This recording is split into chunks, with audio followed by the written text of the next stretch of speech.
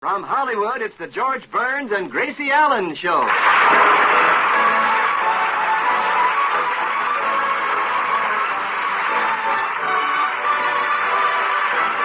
With Bill Goodwin, V. Benaderet, Hal March, and Marvin Miller.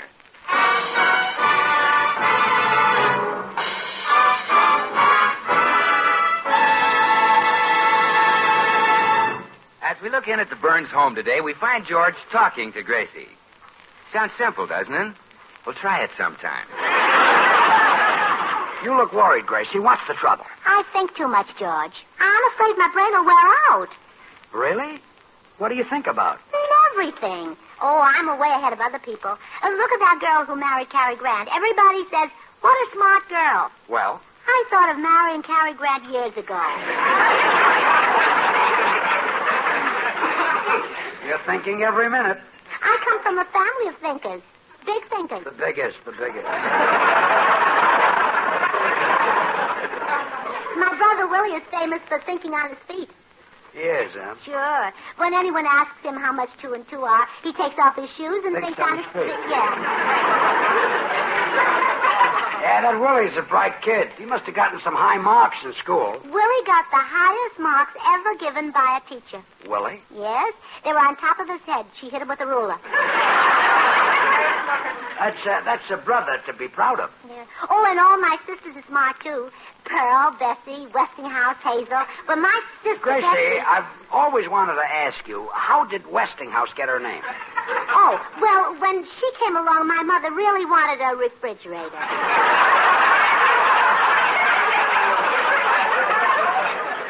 Westinghouse Allen. Nice name. Well, anyway, my sister Bessie... Gracie, aren't you getting kind of tired? No, I could talk for days about my family. That's what I'm afraid of, yes. You know, Gracie, I think you've got too much time on your hands. You ought to get out of the house for a while, go places and see things. You think so? Oh, sure. Los Angeles is full of stuff you've never seen. I've seen it. I've even breathed it. I didn't mean that. Besides, that's exaggerated. This is the land of sunshine. Everyone wears smoke glasses. Yeah, but they're not smoked when they put them on. Well, there are lots of indoor things to see, like the Los Angeles Museum. There's a wonderful place to spend the day. Do you really think it'll rest my brain to go there? Believe me, honey, the museum is just the place for your brain. Then I'll go. Goodbye, sweetheart. Goodbye, honey.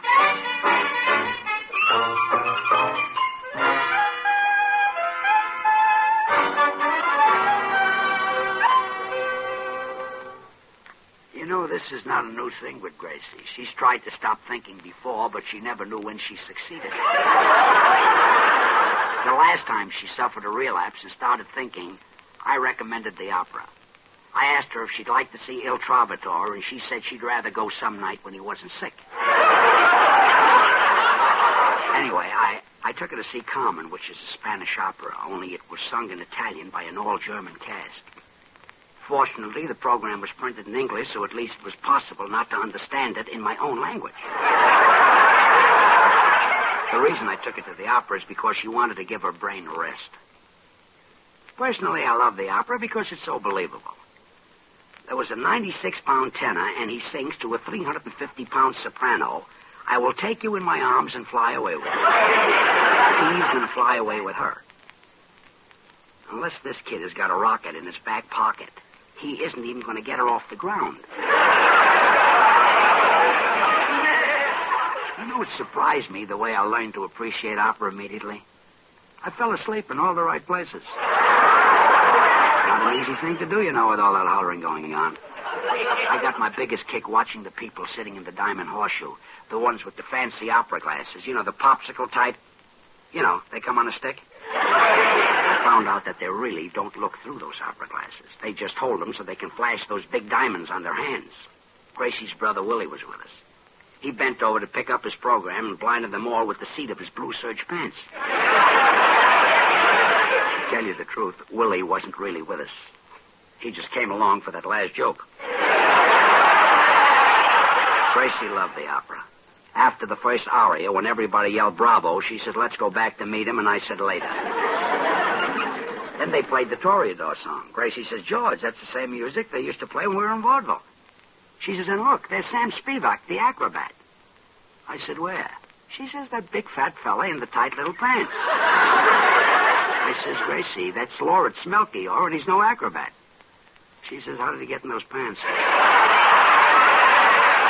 After the opera was over, we were walking home, and Gracie says, George, do you think my brain is really rested by now? I said, I think so. She says, good. Let's go back to the opera house and get my shoes. Oh, well, I see Gracie has arrived at the museum. Well, it's awfully nice of you to offer to show me through the museum. Oh, the pleasure will be mine, dear lady. By your presence here, you prove that you are an intellectual, interested in culture.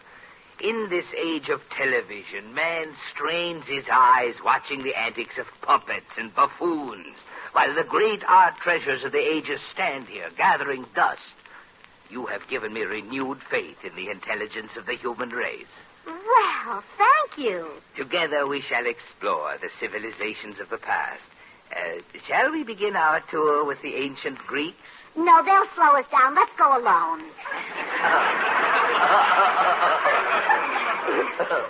Oh, delightful. You also have a sense of humor. Oh, this will indeed be a pleasure.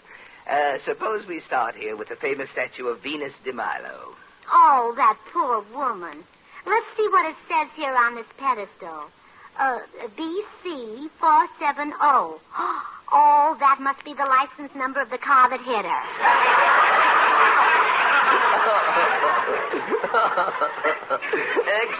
Excellent. I must tell that in our curators' meeting. Oh, look at these statues. These figures are all from an ancient Greek frieze. Oh, no wonder they froze. They have no clothes on. You know, a horrible doubt has just crossed my mind.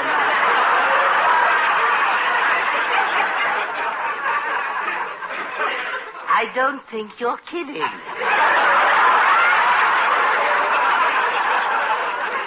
Well, of course I'm not. Now, where will we go now? Why don't you go home and watch television?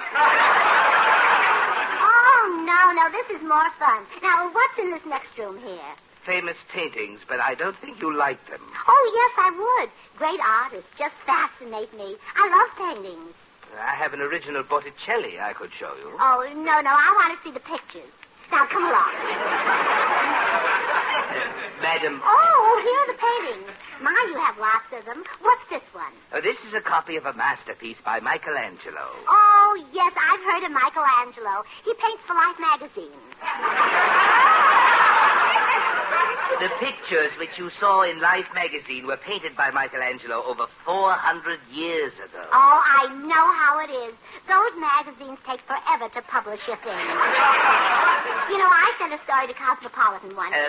Madam, I have a suggestion. Have you ever been to the Huntington Library and Art Gallery? No. It's in Pasadena. Now, there is a lovely museum. No, I don't think you should call Pasadena a museum. Just because the people are quiet and go to bed early certainly doesn't. I was referring to the art gallery. Now, come on, show me a picture. This next one is by Titian. All of the paintings in this group go back to the Renaissance. Oh, they just loaned them to you, huh? The paintings are ours. The Renaissance is a period in history. For example, here is a magnificent Leonardo da Vinci, 1476. I'll take it.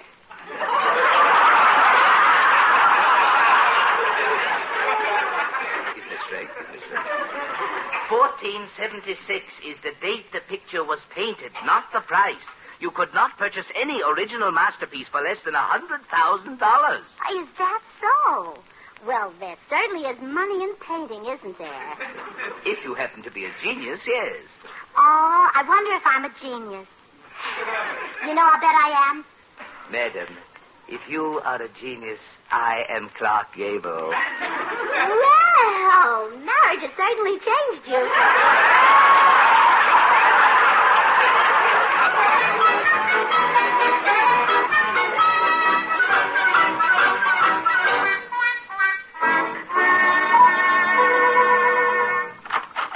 Well, George, I'm back.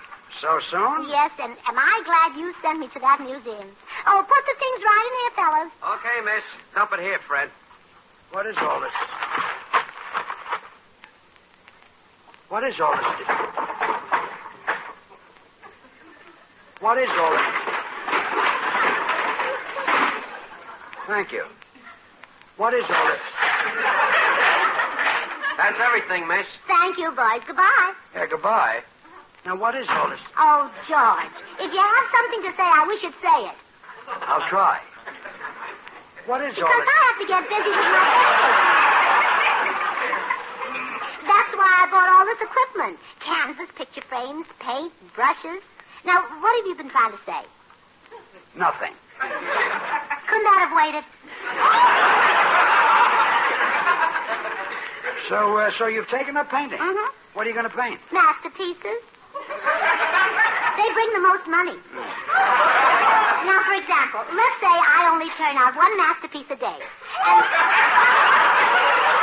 let's say I sell it at rock bottom price, $100,000. That's $100,000 a day, 364 days a year. 365. Well, I'll need one day to take the money to the bank.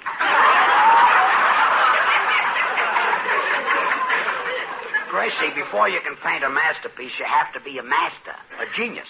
Well, artistic geniuses run in my family. If they get into your family, I don't blame them for running.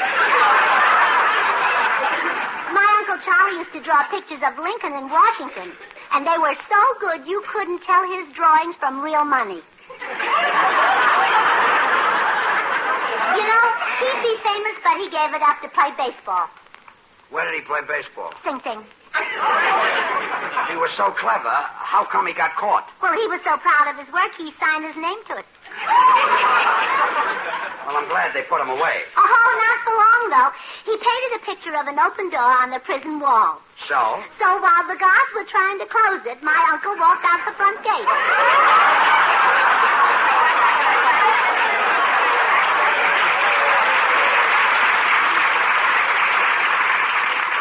Well, if you want to take up painting as a hobby, it's okay by me.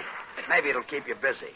Certainly bought enough, Hey, what's that little animal in the cage? Well, George, I'm afraid you don't know much about painting. That's something every artist must have, a weasel.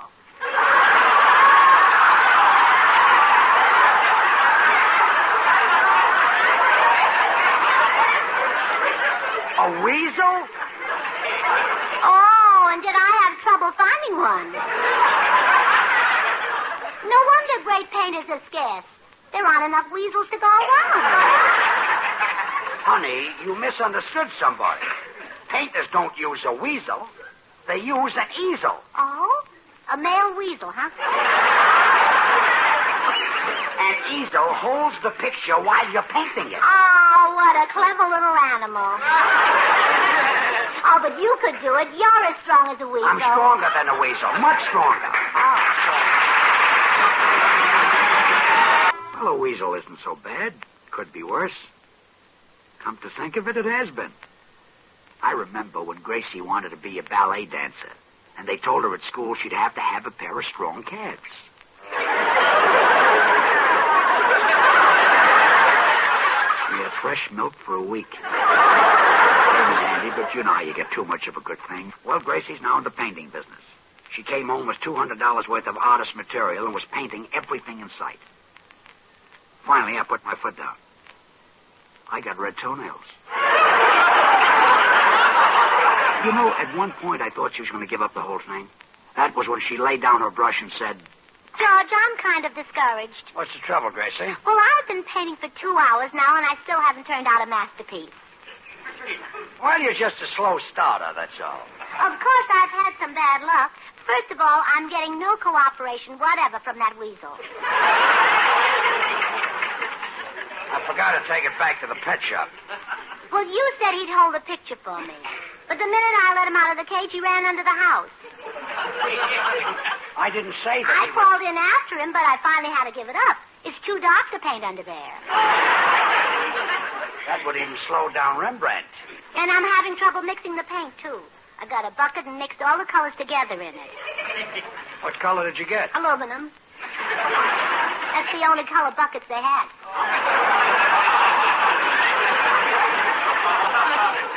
first place, Gracie, you're supposed to mix the paint on your palette. Oh, don't be silly. I'd swallow it. Serves me right. I shouldn't have asked that. Why don't you take up another hobby? No, George. We Irish aren't quitters. Look at that other great Irish painter, Michelangelo. Oh, Van Dyke was good, too. Was it? Oh, Van Dyke. Well, I'm going next door. I'm going to talk to Blanche Morton. She always encourages me and cheers me up. Okay, honey, but first you're going to help me catch that weasel. Here, you take the flashlight. All right. Come on.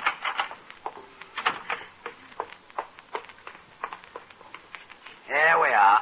Now, you throw the light under the house while I crawl in. All right. Well, turn it on. Oh, I can't. You told me to throw it under the house. Go see Blanche Morton.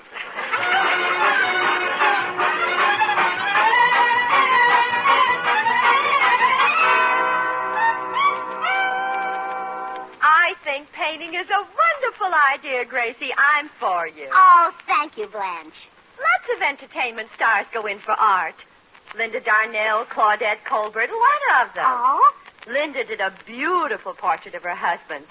And do you know what Irene Dunn did? No, what did she done do?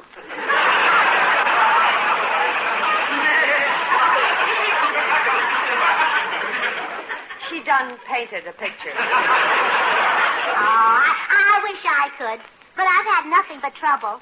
Oh, Gracie, you don't know what trouble is. Rembrandt lived in poverty and died in bankruptcy. He moved, huh? No, he starved. He suffered. Lots of great artists did. But it seems like the more they suffered, the better they painted. Blanche, that's it. That's why I haven't been able to paint. I haven't suffered. You haven't suffered? Honey, you've been married to George Burns for 17 years. Living with George is wonderful. He's so... Oh, my goodness, here comes Harry home for dinner, and I haven't got it ready. That man can eat a horse. Really? Harry, you're home early. Yeah, I had to get away from that office. It was a madhouse, honey. Oh, hello, Gracie. Oh, please, Harry, don't be pleasant to me. I'm trying to suffer. Huh? I'm about to paint a masterpiece. You're going to paint a masterpiece? Where's George? He's under the house chasing a weasel. Blanche. Oh, now don't bother, Blanche. She's cooking you a horse for dinner.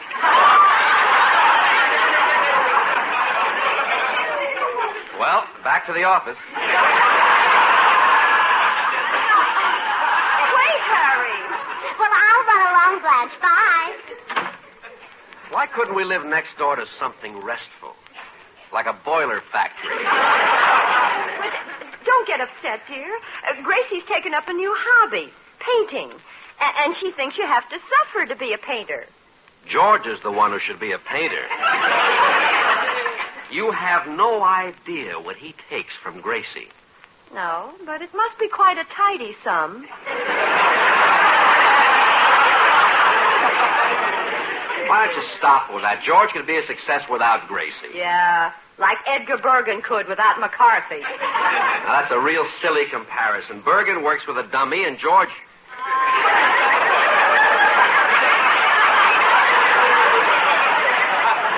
Okay, you win that point. Don't you go insinuating that Gracie's a dummy. She's perfectly normal. No, huh? Do you know what she did when her alarm clock broke? What? She telephoned Time magazine and left a call for 7 o'clock.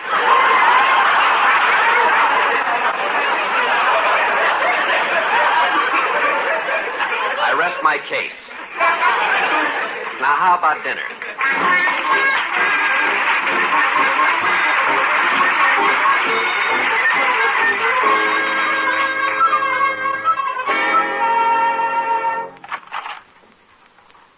Back again, Rembrandt? Yes, George. I found out that you have to suffer before you can paint, so I'm going to suffer like mad. I see. What's in the package? A pair of new shoes, size 2. You wear size 4. Get the idea? I get it. You answer the door. I'm going in the den and run through some of the tunes I've got to do at the Friars' Frolic. Come in. Hi, Gracie. What's doing? Oh, hello, Bill. I'm taking a painting. Really? Mm-hmm. Say, that's a wonderful hobby. You know, I went to art school for years. We used to hire beautiful models to come in and pose for us. Gorgeous girls. Oh, I'd like to see some of your paintings. Who painted? Well, I'm serious about my art, Bill. I'm trying to suffer so I can paint a masterpiece.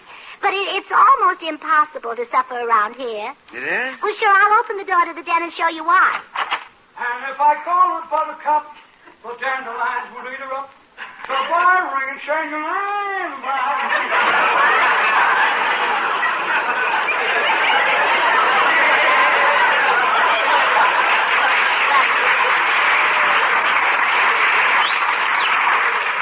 Did you hear that? Yeah. I don't know about you, but I'm ready to paint. Why, Bill. Gracie. Oh, hello, Belle. Oh, hi, George. Gracie tells me she's going to paint. Yeah, but she thinks she has to suffer first. Relax, honey. Believe me, it's possible to suffer without knocking yourself out. Look at me. He's right, Gracie. If you want to suffer, look at George. Pay no attention to him, honey. What are you going to paint? Why, you, of course. Me? Yeah, in some famous pose like September Morn. You're going to paint me nude? Oh, of course not. I'll wear a smock.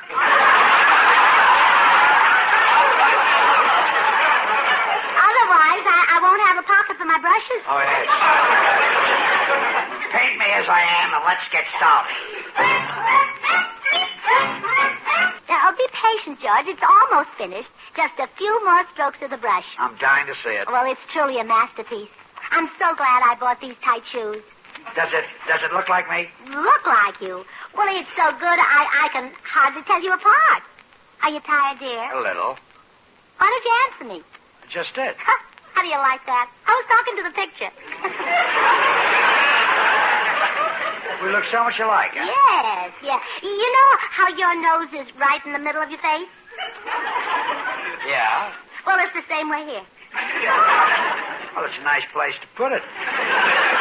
And you know your eyes are so big and bright. And, George, where do you think I put your ears? One on each side? You peeked. No, I just took a wild guess. Come in. Oh, Blanche and Harry. I've just finished my painting. Come over and look at it. All right. Hey, this is good. Oh, it certainly is. Do you recognize it? Well, sure. It's a yellow cab with the doors open.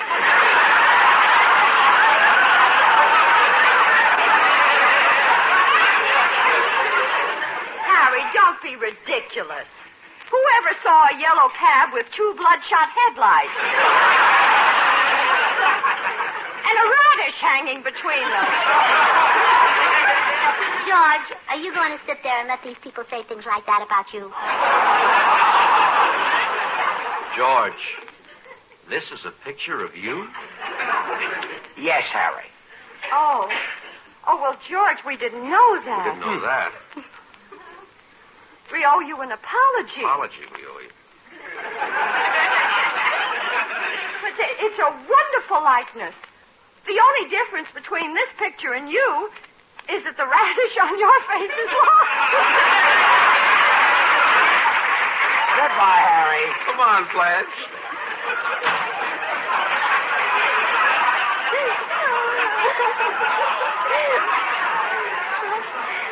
No. Gracie, stop crying. Stop it. What do they know about painting? I'll bet it's good. Turn it around so I can see it. There. Why, that's... By golly, it does look like a yellow cab. Oh, I was only kidding. Oh, don't be discouraged. I'll tell you what. You know that new dress you saw in Magnan's window? It's yours. Can I have a new hat to go with it? Sure you. And a coat. Okay, you can have the coat, too. Baby. Now, stop.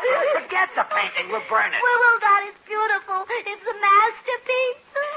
Well, what are you crying about? These shoes hurt my feet. Oh, no.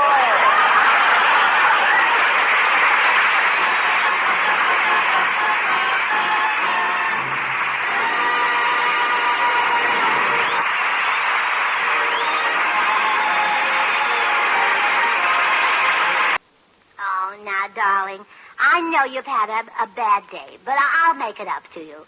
Put your head here right in my lap. That's it. Oh, you're so cute. Just love to run my fingers through your hair. Gracie, stop petting that weasel and come to bed. Good night,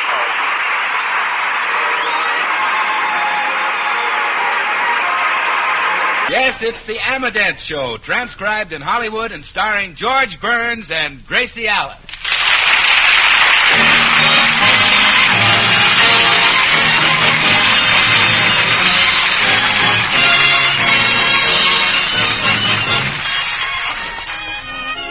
With yours truly, Bill Goodwin, V. Benaderet, Hal March, Gerald Moore, Marvin Miller, Joan Ray, Harry Lubin, and the Amadant Orchestra.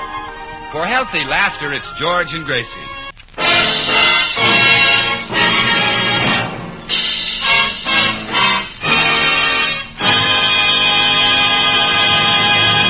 Well, as the new half-century gets underway, the favorite pastime seems to be choosing the outstanding men of the last half-century. Magazines and newspapers have published their selections, but Gracie seems to think one important name has been omitted. Thomas Edison, Winston Churchill. How can they pick men like that to head the list? I'm interested to know, Gracie, who's your choice? Need you ask, George? I'm thinking of a man whose glorious romantic voice has thrilled millions. The birds are sweetly singing and perfume flowers are bringing in the wind as A man whose charm and talent are world famous. Gracie, this is getting embarrassing. Only one man should top this list, Charles Boyer. Charles Boyer? Mm-hmm. You put him ahead of Edison? Yep. Edison invented electric lights. With Boyer, who needs them? Gracie, there's some pretty great men on this list. Not as great as Boyer. But look at these names. Arturo Toscanini, conductor. How do you like that? A man who punches transfers. He happens to be a musical conductor. All right, so he hums while he punches transfers. Hums Dardanella. And here's another one, Einstein. Now, what did he do? Einstein? Yeah. What did he do? Uh-huh. He's the father of relativity. Oh, what does she do? Relativity Einstein? Yeah. She's with Warner Brothers.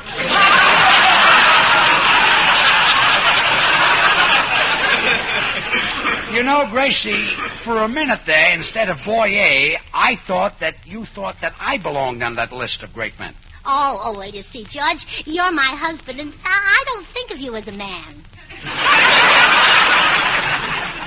Well, thanks. I mean, I don't think of you as a man who does anything. Thanks again. I mean, I don't think of you as a man who does anything romantic. A triple thanks and stop thinking about it. Oh, now I've hurt your feelings. And I didn't mean to, George. You know, I'd rather be married to you than any man on this list. Churchill, Edison, Stalin, Hitler.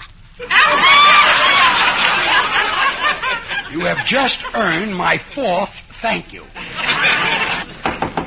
Come in. Sam the tailor at your service. Oh, hello, Sam. Hi, Sam. Likewise. Here is the suit which you wanted pressed, Mr. Boyens. Also, I took the liberty of bringing in your mail. Oh, thank you, Sam. Now, if you'll excuse me, I'll take the mail in the den and look through it. Indubitably. Hey, Sam, there's a spot on this suit. That, Mr. Boyens, is a smoked sturgeon spot and absolutely will not come out. When a man is having smoked sturgeon for dinner, he shouldn't wear this light suit. You're mistaken. There was no smoked sturgeon dropped on this suit. Mr. Boyens, please. I know what I had for dinner last night. You wore my suit? Only as a gag. My wife is not feeling well, and I wanted she should have a laugh. She hasn't seen a suit like this since she was a little girl. Say, Sam, I just realized something. You spoke of your wife. As long as I've known you, you've never mentioned her. Have you ever seen my wife? No. If you had, you wouldn't mention her either. I'll bet she's nice. Nice she is. Very high-class woman. Pillow of society. I think you mean pillar, not pillow. Have you seen my wife? Okay, forget it. How much do I owe you? Oh, there's no hurry about that. I'll send you a statement the first. Okay. The first thing in the morning. I'm glad my credit is good. Goodbye, Sam. Toodle-doo, Mr. Boyd. Toodle-doo, Sam. Oh, George, I have exciting news. This letter is from Hazel Kelly, an old friend of mine from San Francisco. She arrives in Hollywood tonight with her daughter, Margaret. Oh, good. Oh, we'll have to watch Bill Goodwin. Margaret is just the type Bill goes for. Really? Yeah, she's a girl. That's Bill's type, all right. Not only that, Margaret is a movie star. I've never heard of a movie star named Margaret Kelly. Well, she's not exactly a movie star yet, but she's been promised a contract. By whom? Me. You? I promised you'd get it for her. You said that I would get a movie? Are you out of your mind? I'm as sane as ever. Thanks for answering my question. How do you know this girl is pretty enough to get into the movies? Have you ever seen her? No, but I've seen her mother. Well, lots of times, mothers and daughters look nothing alike. Well, then stop worrying. Her mother looks terrible. Meet the girl at the train and send her back to San Francisco. But just think, George, you can give Margaret her start in show business like you did me. Remember 17 years ago? You said you'd try me out, and if I made good, you'd pay me? Yeah. And, George, I'll make good if it kills me. You're coming along fast. But I still can't get that Kelly girl into the movies. Oh, sure you can. Gracie, I can't get this girl a contract. I'm going up and change, honey. Bill Goodwin is coming by to pick me up. What for? We're going out to Hillcrest. He wants to hit a few golf balls with me. Oh, no. You make him use the club. He'll be so disappointed.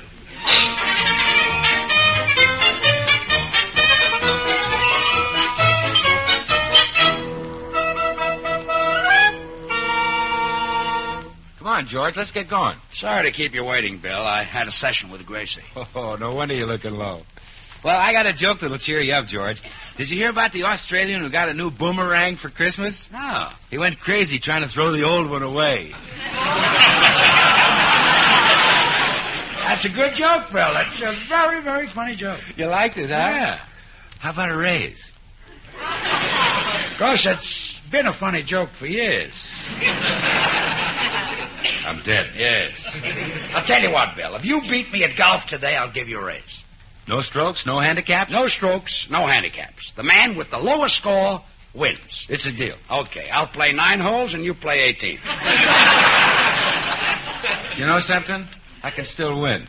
I forgot to mention you're playing left-handed. I can still win. How about nunnies? Okay, let's go. Come on. Say, by the way, what was your session with Gracie about? Oh, she thinks it's a very simple matter to get a girl in the movies. Well, it is. I've gotten dozens of girls in the movies. Really? How? I just went in the movies and got them. I had my best look in the balcony. Yeah. I go upstairs. Hold it. I'm talking about getting a girl a contract in the movies. Oh, yeah. Gracie promised some old friend that we'd get her daughter in the movies, but I talked her out of it. Well, that's what you think, chum. When I saw Gracie a half hour ago, she was headed for MGM to talk to Mr. Pasternak. Oh, no. We'd better get out there. Gracie will make a wreck out of that man. Oh, relax, George. She's been talking to you for years now, and it hasn't... Let's hurry.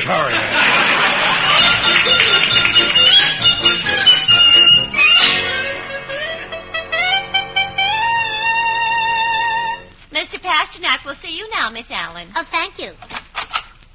Gracie, come in. Hello, Mr. Pasternak. My goodness, I haven't seen you since you worked in that picture I produced. I'll never forget that scatterbrained character you played. Incidentally, that picture did fine at the box office. Well, you should have shown it in the theater. Yes, that's the character. Oh, it's going to be a treat to talk to you as you are in real life. Just an average, normal woman. Yeah. Well, I won't take a minute of your time. I just want you to sign a contract for the brilliant new actress I've discovered, Margaret Kelly. She arrives from San Francisco this afternoon. Margaret Kelly. She on the stage? No, she's coming by train. No, I mean, is she on the legitimate stage? You know what I mean by legitimate stage. Well, I guess that's when the horses that are pulling it are married. Has this girl had experience acting in the theater? Oh, yes, and she's beautiful. She's sort of a combination Hedy Lamarr, Betty Grable, and Pat O'Brien. Pat O'Brien? She's Irish. If she's so beautiful, I'm surprised some scout hasn't picked her up. Oh, now, Mr. Pasternak, scouts don't do things like that. They go on hikes and build fires by rubbing their legs together. You know, I've got a sneaking suspicion that wasn't a character you played in my picture. I almost recommended that you get an Oscar. Oh, thanks, but I'm happy with George. Now, let's get back to Margaret Kelly. She's willing to start at $5,000 a week. Well, I couldn't pay that kind of money to a girl with no name. Well, she's got a name, Margaret Kelly. But that name means nothing at the box office. Still determined to show you pictures in the box office, huh? Gracie, she's an unknown. The name Margaret Kelly won't attract attention. Well, I've got an idea. Let's change it to Margaret Truman. That'll attract attention. Oh, I can see it on the marquee. Margaret Truman in I Married a Republican.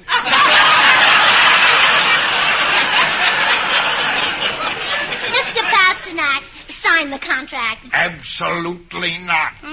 Time's a wasting. Make up your mind. I've made it up. No deal. I can't wait all day. No, it's up to you to decide. Just give me your answer, yes or no. No, N-O. Nix, never, nothing doing. Can't decide, huh?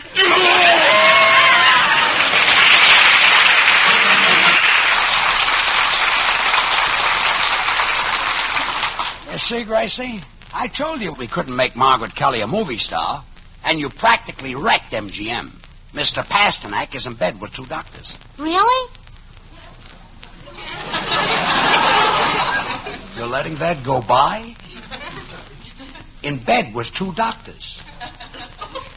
Aren't you going to say, isn't that crowded?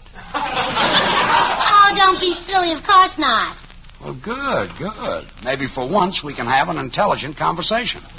Isn't that crowded? How do I know it's crowded? Maybe they're small doctors.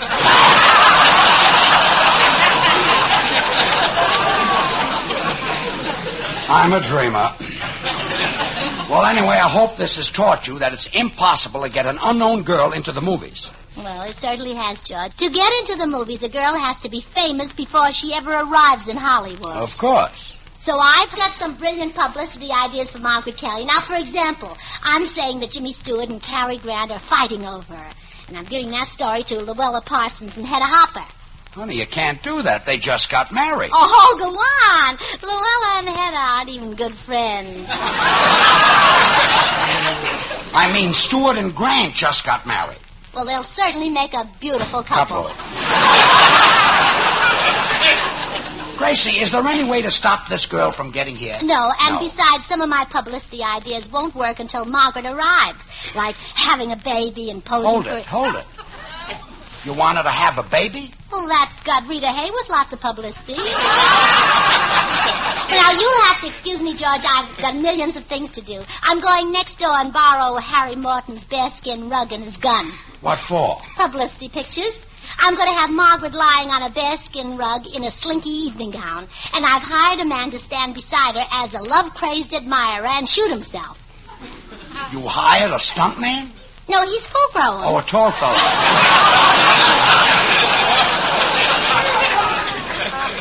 think I'll get in bed with Pasternak.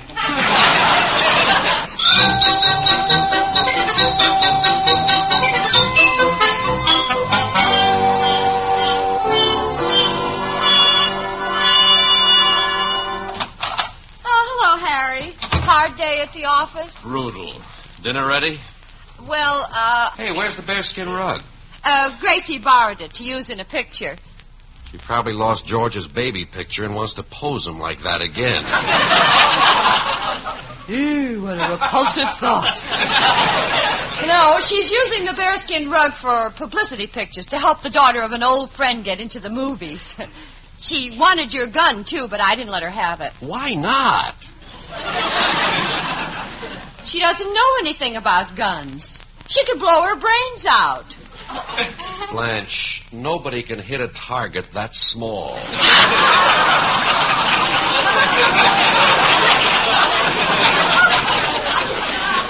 Gracie's brain is just as big as yours. It is, huh? When I told her I shot that bear in the Adirondack, she said, why didn't I get closer and shoot it in the head?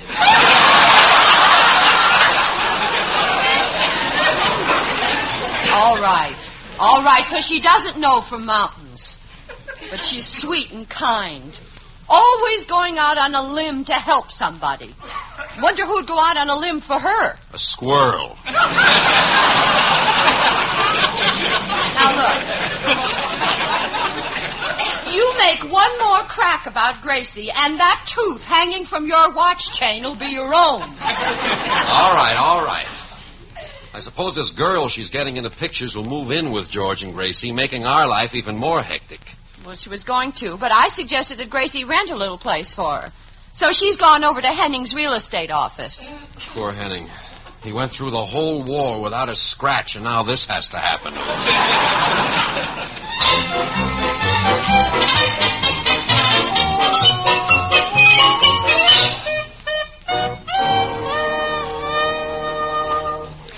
How do? I'd like to rent a small mansion, please. It's for a movie star. I see. Any particular type of construction? Yes, she's a girl. Well, I was referring to the mansion. I have quite a nice colonial place in Beverly Hills that a movie star and his wife have been occupying. It has the white pillars and 6 little gables. No! Yes. But they've only been married 3 weeks. Madam, the gables are on the roof. Well, it's their honeymoon. Let them spend it where they like. Perhaps I'd better show you some pictures, huh? All right. Nothing risque, though.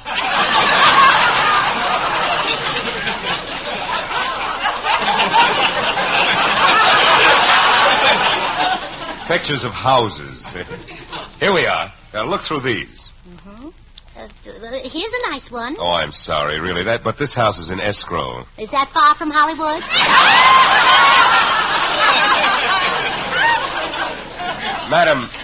Madam, escrow is... No, I don't need the business that bad. Well, now, have you got something with 2 swimming pools? 2 swimming pools? Yes. I'd like 2 swimming pools and 2 diving boards. How about 1 swimming pool and a tennis court? Oh, my goodness, no. I wouldn't want to dive off a diving board and hit a tennis court. You mean again?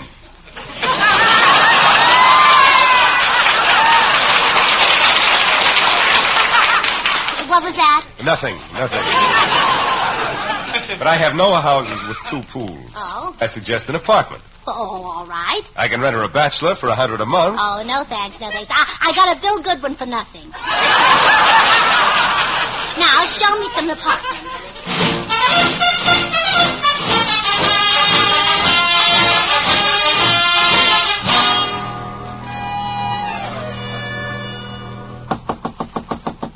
Come in.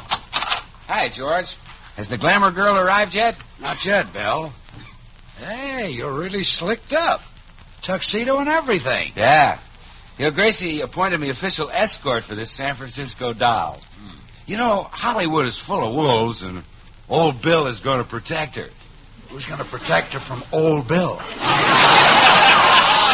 Why, George, a girl is as safe with me as her own mother. I'm not sure her mother is safe with you. For a straight man, you're really punching. Well, sure. How often has Gracie gone? All the time. All the time. You beat me to that one. Come in. Mr. Burns? Yes? I'm a reporter from the Associated Press. This is my photographer. Hiya. Hi. Now, your wife tipped us off about this glamorous new movie star, Margaret Kelly. Has she arrived yet? Not yet. Well, gee, we got a deadline in a few minutes. The editor told us to bring back a picture of some beautiful legs. Oh, well, if that's all you want, I'll roll up my pants.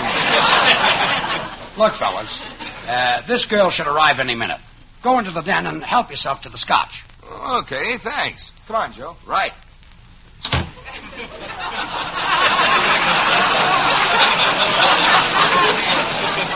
Joe looks like Sam the Tailor.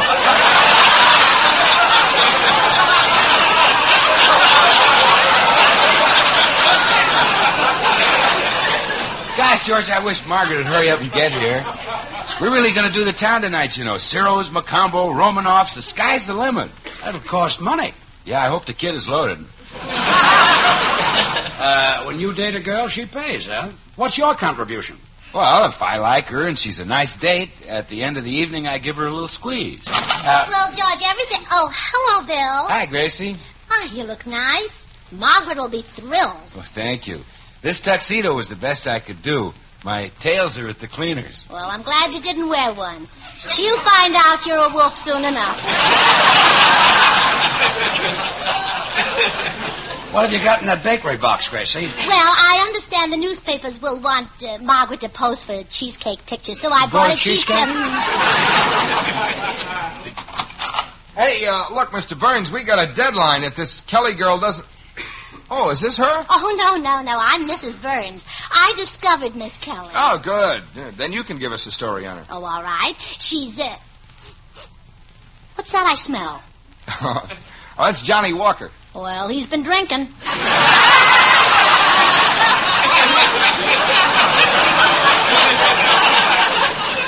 Don't let him have the story. No, I won't. Now, about this glamour puss, is she unattached? Oh, no.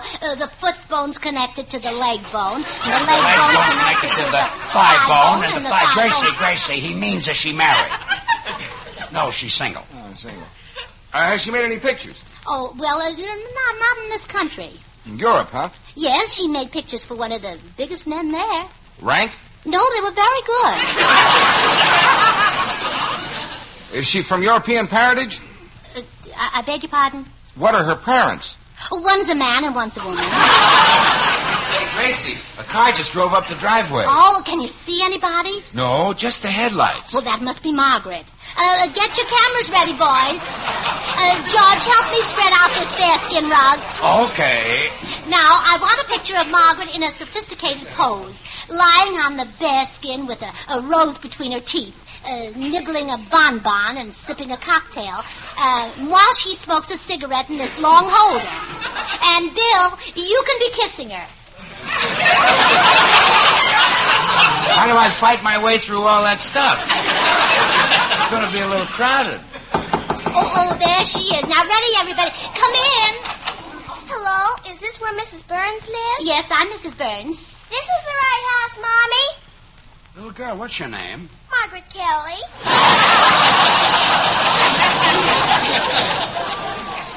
I'm 5 years old, and I came to get in the movie. Oh, no, you didn't. Well, we've kept the photographer waiting long enough, Margaret. Lie down on the bearskin rug and put this rose between yes, and here's this long holder, Margaret.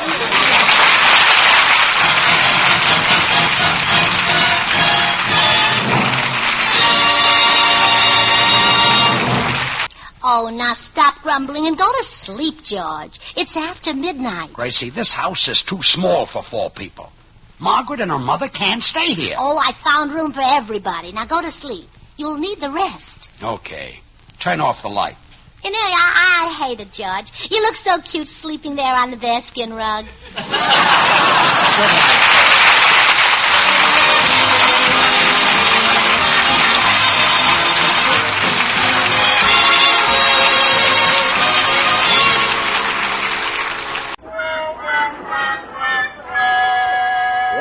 George Burns and Gracie Allen.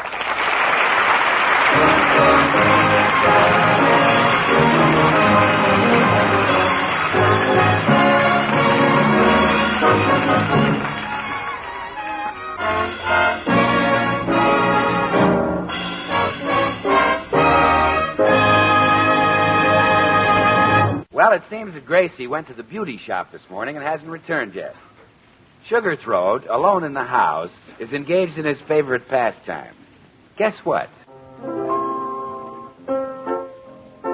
I ain't got nobody, baby, as nobody cares for me. I'm so sad and lonely, baby. What'll I take a chance with me? Ba-do-do-do. Oh, hello. Hello. I heard the singing as I came up the walk. Is Bing Crosby's program still on? That wasn't Crosby singing. That was me. Oh, go on. It was Crosby. Honest, it was me. I'll show you. I ain't got nobody, baby. Goodness, you're getting to sound more like Bing Crosby every day. I know. Got to practice more. I'm slipping.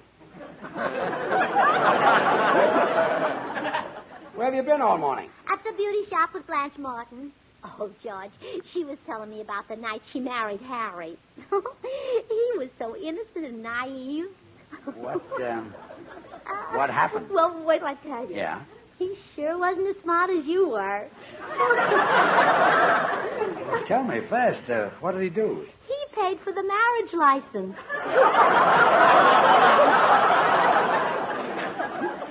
I was a little short that week. I had to put new taps on my shoes. But, dear, how do you like my hair? Oh, it's beautiful. We went to a new beauty shop called Francois.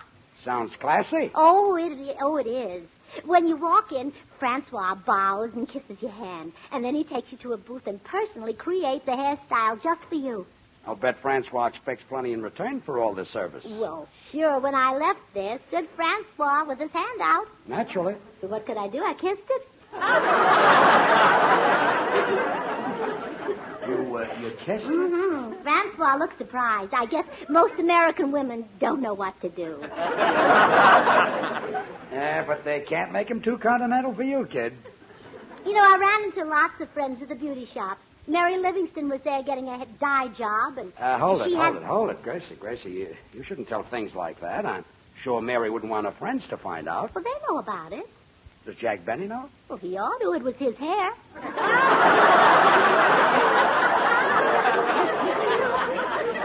I should have guessed. Well, you know, there's a beautiful manicurist at the shop. She was telling me about her dates. And poor Bill Goodwin, were his ears burning. I'll bet. He was sitting under an awfully hot dryer. Well, they certainly did a nice job on you, honey. I've never seen your hair so curly. Well, it should be curly. I had 2 permanents. Why 2? Well, when they finished the first one, I was only halfway through the magazine I was reading. So you paid $20 for another permanent? Why didn't you go to a newsstand and buy the magazine? Well, why waste that money? At the beauty shop, I read it for nothing. I see. Oh, it was a wonderful magazine. It has all the latest news and gossip. It's called Dirt. Dirt? Mm-hmm. Guess you haven't heard of it. It's more of a woman's magazine. It sounds like it. It doesn't name any names. It just gives you hints. But if you're real smart, you can figure them out. So naturally, I didn't have any trouble. Naturally not. Well, for example, here's one hint it gave. What famous Swedish star whose name begins with B-E-R-G is practically inseparable from what celebrity of another nationality? It's very hard to figure out. But I did it. It's Birkin and McCarthy.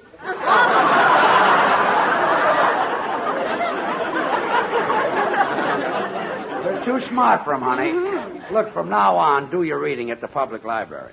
It's better and cheaper. The public library? Yeah, that's that large building near the post office. Yeah, I know where it is. I ought to. You stood me up there one night. I did? You and Georgie Jessel. We had dinner at his house, and after dinner he said, Gracie, we'll meet you in the library for coffee. So that's where you went.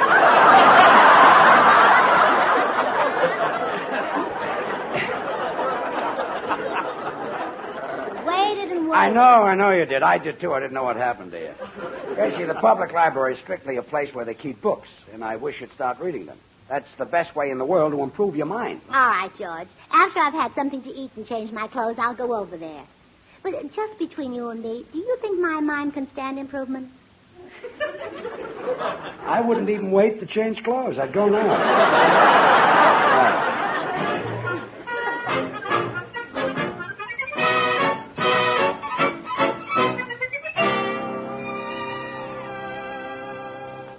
How do you do?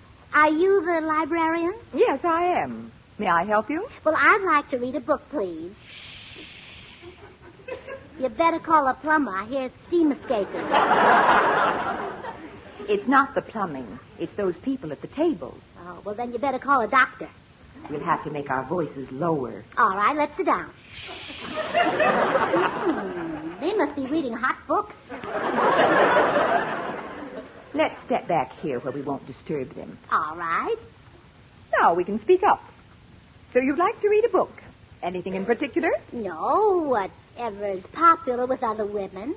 Right now, most women are taking out the Egyptians. Well, I'm married. I better just read a book. Now, I like to eat candy while I read, so I want a book that'll run about a half a pound of assorted chocolate. I'll do the best I can. Here's a very popular book, Rage to Live by John O'Hara. How many pages? About 350. Haven't you got something less fattening? What type of book would you like? Historical, biographical, documentary, current, past, fiction, nonfiction? That'll be fine. You'll have to make a choice. Oh, here's a cute little book. That's the new pocket dictionary. Oh, go on. It's too dark to read in a pocket. Madam, please tell me what you'd like. Well, what do you like? Personally, I'm very fond of Ernest Hemingway. Is he better looking than the Egyptians? I'm fond of his books. You know, my husband likes mystery stories. But he won't spend any money on books. He borrows them. He reads those real scary ones. Poe? No, he's got plenty. Just won't spend it. I have to get back to my desk. If you find anything you like, just let me know.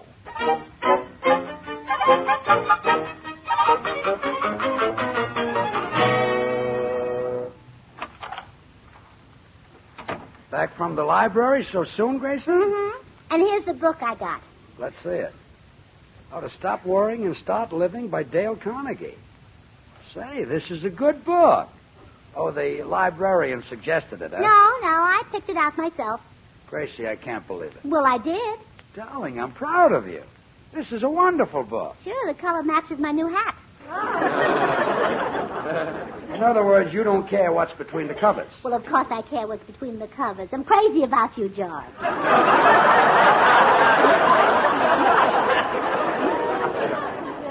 Thanks. I'll bet you don't even know who Dale Carnegie is. I certainly do. He's that rich man who carries his money in his girdle. Carries his money in his girdle? Well, I read that there's millions of dollars in the Carnegie Foundation. Yeah. That's a different Carnegie. Have you read any of this book? Well, I read a little of it on the way home. You shouldn't read while you're walking. You're liable to fall into a manhole. Oh, George, I'm not that dumb. I didn't read it while I was walking. Good. I was driving. You read this book while... Do you realize you could be arrested for that? Oh? Oh, it's that kind of a book, huh? No, honey. This book tells you how to solve your worries. See, right here it gives you the formula. First, ask yourself, what's the worst thing that could happen to you? And second, you prepare yourself to meet it. Well, I'll try that. Let's see now. The worst thing that could happen would be if you left me. How could I meet it? Yes. Well, I guess I'd have to marry someone like Charles Boyer or Gregory Peck. Well, gee, this book really works. I'm not worried at all now. Read the book. It'll do you lots of good. Well, it looks very interesting. Listen to the title of this chapter, George. If you have a lemon, make lemonade. That's good advice, Gracie. But without sugar, it'll be sour. No, it means if you have bad luck, make the best of it. Well, you'll have better luck if you put sugar in it. Read the book. I'm going in the den and run through a few tunes. Well, Gracie, let's get busy and read this book. All right. Look what it says here. Worry kills more people than automobiles. Well, I guess automobiles are harder to kill. And it also says that everybody worries. And, Gracie, it's up to you to stop them. All right, I'll do it. And I'll help you. Gracie, there's someone at the door. Answer it. Why don't you answer it? Well, let's both answer it. Come in. Hi, Gracie. Oh, hello, Bill. Sit down. I want to have a little talk with you. Okay, Gracie. Bill, you mustn't worry. Now, make the best of things. If you have a lemon, make a lemonade. What if you got a broken leg? Sit down while you make the lemonade. Well, I'll do that the next time I got a lemon and a broken leg. Good. Do you know that worry can make you old and gray? That it can leave you wrinkled and stooped? Oh, sure it can. By the way, where is George? He said he wanted to talk to me. Oh, he's in the den. But before you talk to him, I just want to tell you not to worry. No matter what happens, don't worry. Well, why should I worry? Gracie, do you know something that I don't know? Well, I certainly do, Bill. And I want to help you. Now, let's take the worst thing that could happen. Let's say you lose your job. Lose my job? So that's it. Yes. Now, how will you meet this? What will you do? Well, what can I do? I'll have to go to the unemployment office and collect $25 a week. Gee, what do I do with all that extra money? Feel better now, Bill? No, I don't, Gracie. It's the dishonor and disgrace of being fired after all these years. For 10 years, I've faced George across a microphone. And now, just when I'm getting so I can take it, he lets me go. Now, Bill, you mustn't worry. For 10 years, I've been a faithful announcer for George. I've held my sides when he told his jokes, and my nose when he sang. Oh, I'll admit I'm no Don Wilson. On my salary, who can buy that much food? Well, he can't do this to me. Excuse me, Gracie. Hi, Bill, get a load of this. I ain't got nobody. You ain't got no voice either. What? You heard me.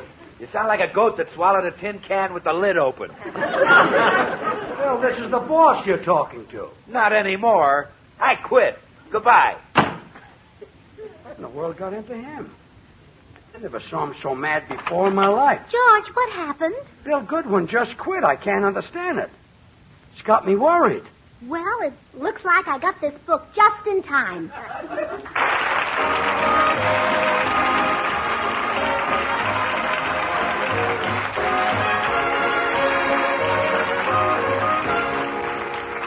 I can't understand why Bill Goodwin quit. It just knocks me for a loop. We've been together for 10 years. George, how can you worry when I've got Dale Carnegie's book right here? Does that book tell you where to get another announcer as good as Bill? Well, wait a minute. I'll look through it. Would that be listed under A, another announcer, or G, good as Bill? F, forget it. Bill's so mad at me. I tried to talk to him just now, and he hung the receiver up in my ear. Turn your head. I'll help you get it out there. I like it there. Darn it, I hate to lose Bill. He's a wonderful announcer. Everybody likes him, especially the women. He's got a good head on his shoulders. Yeah, and it's a different one every night.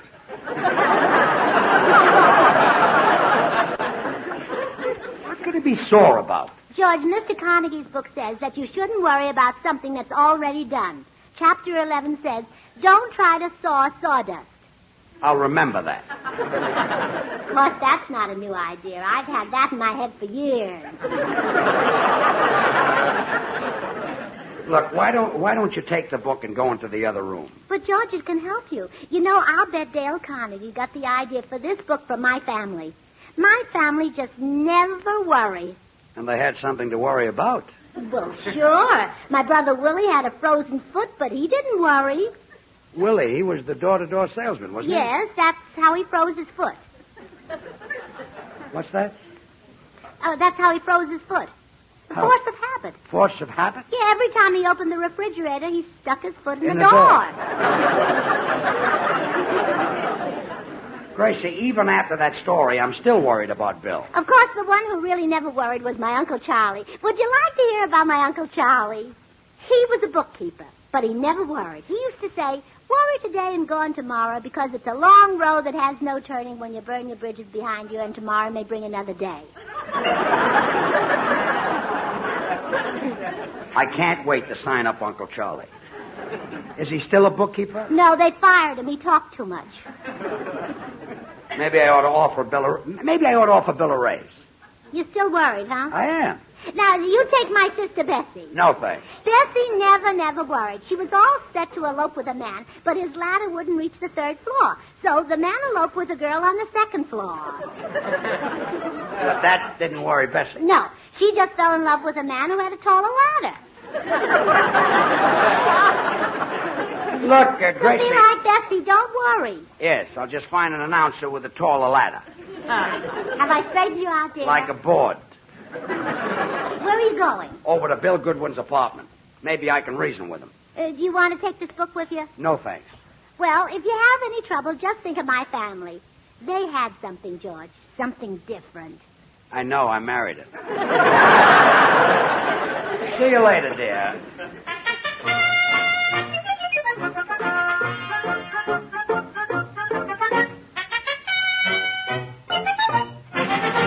I'm glad you dropped by, Gracie. Blanche, I just had to tell you about the marvelous new book I'm reading. It's called How to Stop Worrying and Start Living. Oh, well, sit down and tell me about it, Gracie. Harry's working late at the office tonight. Well, Blanche, now, thanks to this book, nothing can worry me.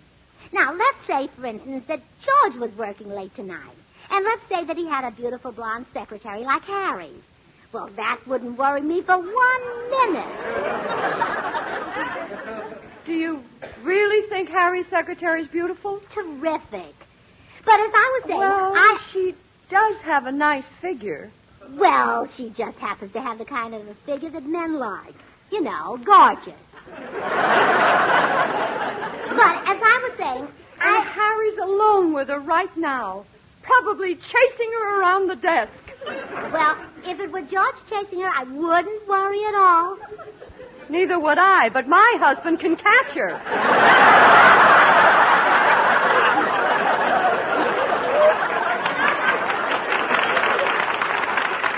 Blanche, are you worried about Harry? I certainly am. Oh, what a lucky thing I happened to stop by. I can tell you how to stop worrying. Well, let's have it. All right.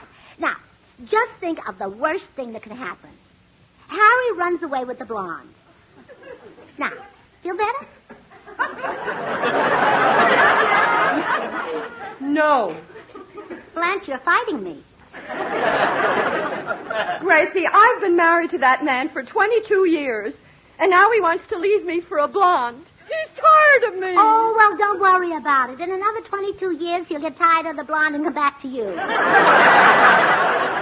let her worry. Isn't it wonderful when you know how to meet your problem? Yeah. When mine comes home, I'm going to meet him with an aluminum roaster. Yeah, that's the idea, Blanche. Cook him something. Does Harry like roast aluminum? I'll let you know. Oh, Gracie, I just heard Harry come in the back door. You better leave. All right. I'm glad I was able to help you, Blanche. Goodbye. Wait till I get my hands on that weasel. Well, Blanche, I finished my work earlier than I expect. Where are you going? Upstairs to pack my bag. I'm going home to Mother. Well, don't take the evening paper. I haven't read it.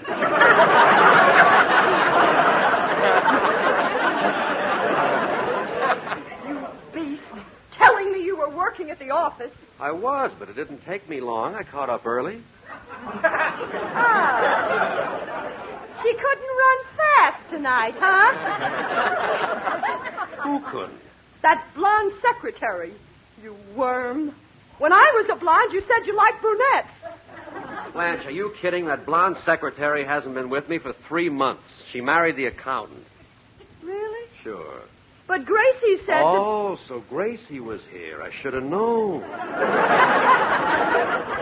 You don't understand. Gracie read a book on worry. Read it.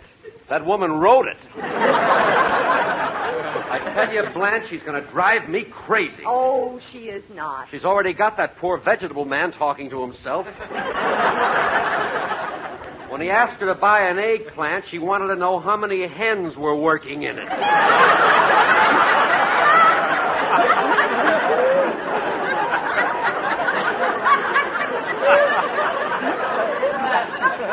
But, Harry, I'm going to find George and have a showdown with him. I say Gracie ought to stay home with her husband. if you had that husband, would you stay home? Certainly. Well, I wouldn't. I'd take him back to the judge who married me, and I'd say, look, I know I took him for better or worse, but this is ridiculous.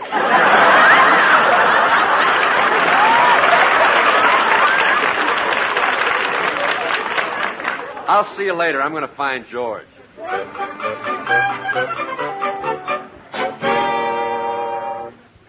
Bill, you've got to come back on my show. Oh, no. When I quit, I meant it. Well, what'll I do without you? Get Don Wilson, get Harlow Wilcox, get Ken Carpenter, get Harry Von Zell. Maybe the four of them together can take my place.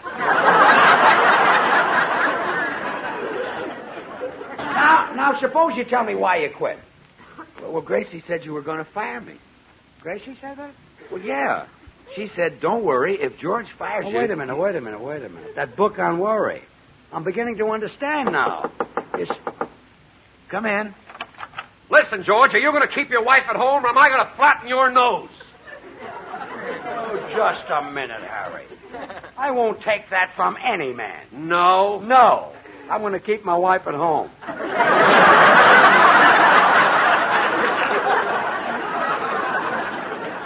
Harry, what did Gracie do? I don't know exactly, Bill. Blanche said something about a book on worry. Oh, again with that worry routine, I see. You've got to keep her at home, George. Yeah, but how? In the old days, a man was the master.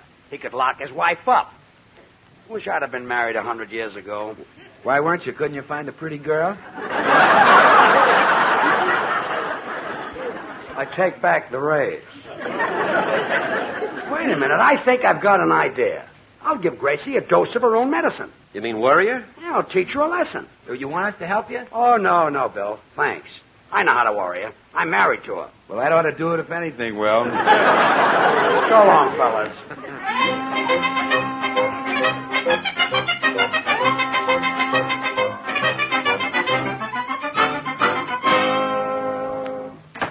Oh, hello, George.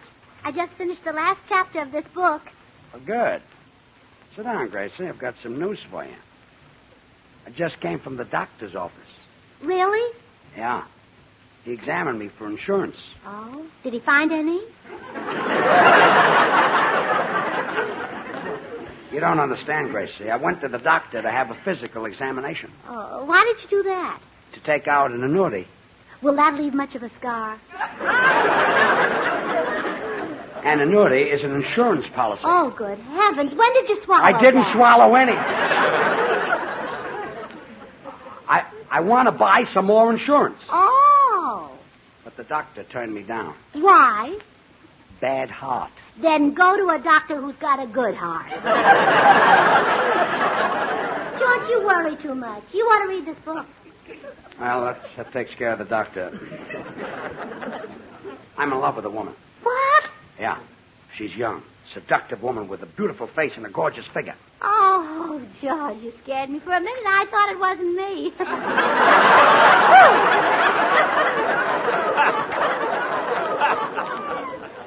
That's the end of routine number 2.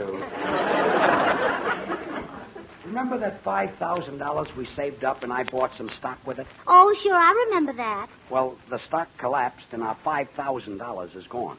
And now you'll never be able to buy new hats or dresses with it. Does that worry you? It did when I first heard it. When you first heard it? Mm-hmm. While you were at Bill's, your stockbroker called and told me about it. Oh, no. Oh, really, George? You ought to read this book. You Give me look the very book. Give me the worried. book. I'm done.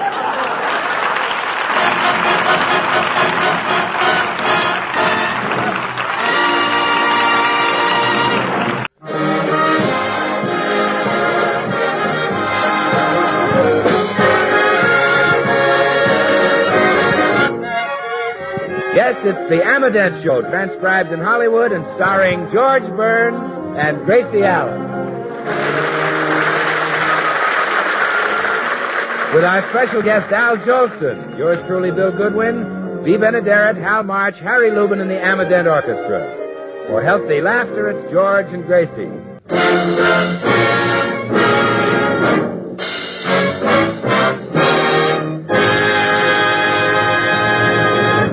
Well, today at the Brown Derby, I had lunch with George Burns and Al Jolson.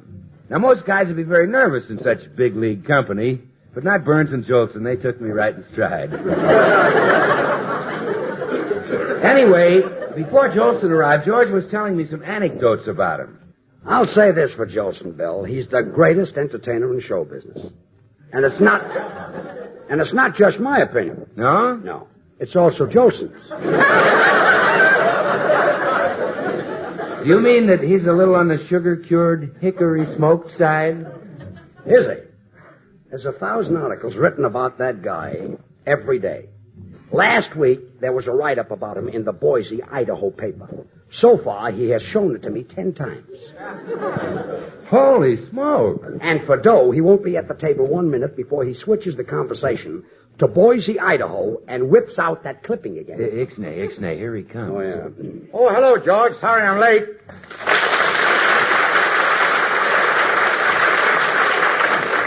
Sit down, Al. You know Bill Goodwin. Well, of course. Bill's in my picture. Jolson sings again. How are you, Bill? Fine, Al. That's good.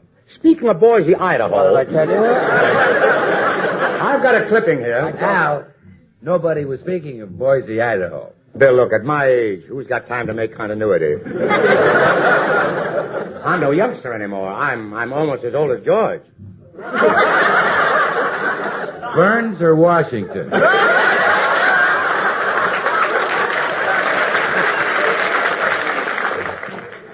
Washington. Nobody's as old as Burns.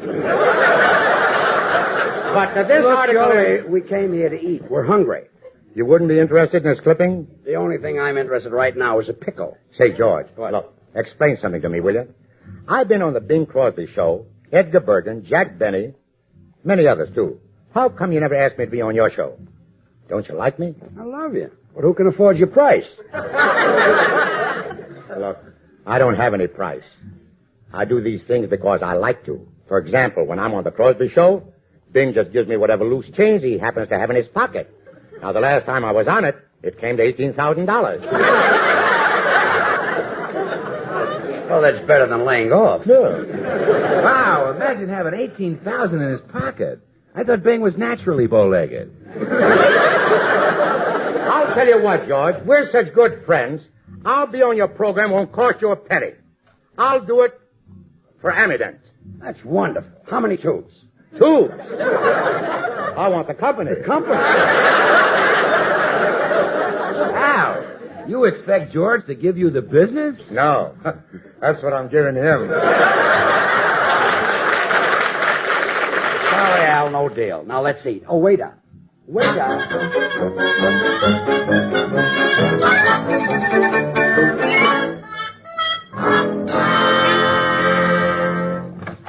Oh, Gracie, I'm home. Oh, hello, sweetheart. Have you had your lunch? Yeah, I had lunch at the Derby. Who with? An old friend of ours. Though April showers may come your way. Ah.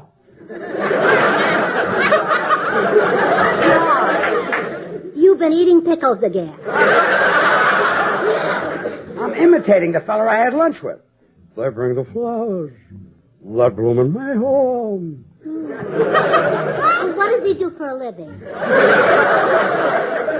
Sings. He makes a living singing like that? Yes.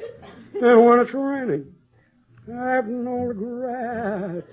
Oh, now I know who it is. Oh, sure. Carmen Lombardo.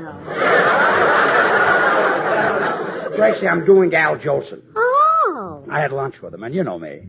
When I'm with a great personality, some of it always rubs off on me. Oh, gee, I wish you'd have lunch with Errol Flynn sometime.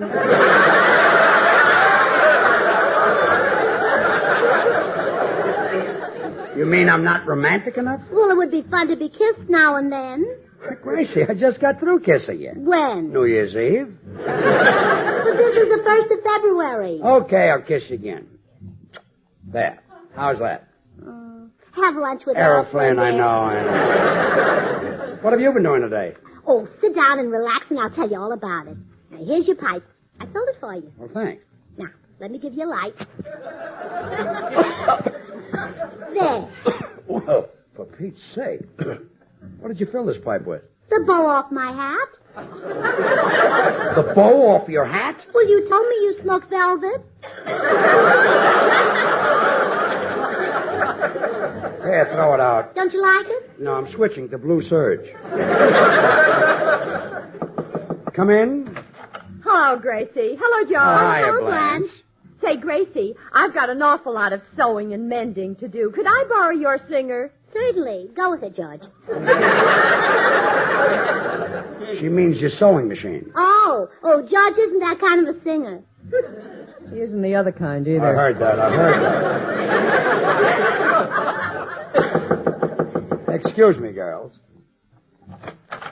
Sam the tailor at your service.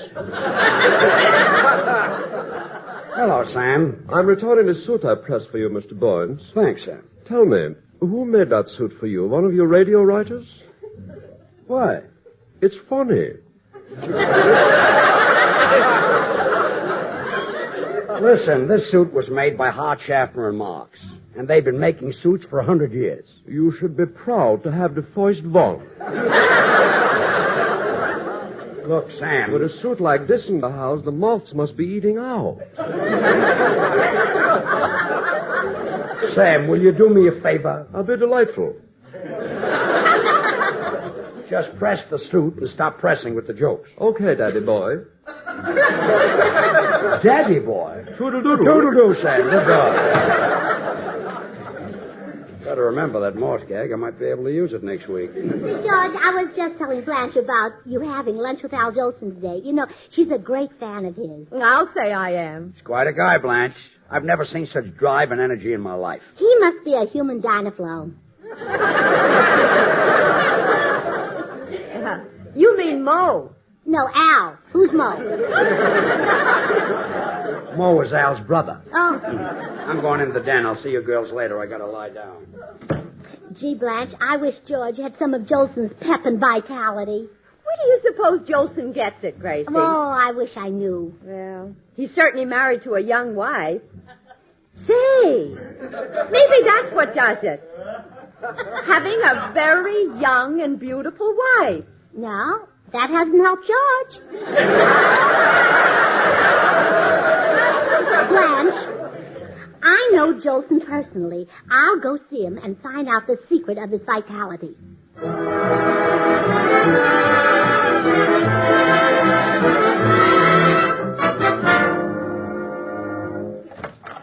Well, Gracie, come in. Thank you, Al. I'm sorry I was so long getting to the door. You see, my wife is gone, and I'm taking care of our baby, little Asa. I see. I gotta feed him about an hour, so I'm boiling some bottles. Well, won't they be hard to digest? Gracie, the baby won't eat the bottle. Well, I don't blame him. There you go. What brings you over, Gracie? Well, Al, you've got to tell me your secret. Where do you get all your pep and vitality? How do you do it? What keeps you going? Keeps me going. Mm-hmm. Gracie, I'm not on my last leg. Oh, so that's it. You've got spare parts. Look, how about sending the old ones over to George? Gracie, what you see here is all original equipment. I just take care of it. Well, tell me how so I can make George do it. Well, first of all, I keep my weight down. Every day I get in a steam cabinet and bake for 30 minutes. I'll show you. I got one right here in the bathroom. Relax, boys, relax. Relax. I'm just showing someone around. Gracie. This is a steam cabinet right here. See you later, boys. Al, what's that orchestra doing in your bathroom? Oh, I keep them in there all the time, honey. You see, when I sing in the shower, I like it to sound real pretty. Those are the only musicians who have to belong to the Plumbers Union, too. Well, we wouldn't have room for a steam cabinet. Well, you better do something. I saw George in the locker room at the club. And that stomach of his don't look so good. No? No. Tell him to diet. All right. What color? Let that go. I've got another idea, Gracie. By the way, does George take calisthenics? Well, I think so. Does it come in a blue bottle? No, I mean it might help George to work with a dumbbell. What am I saying? That's what's putting where he is.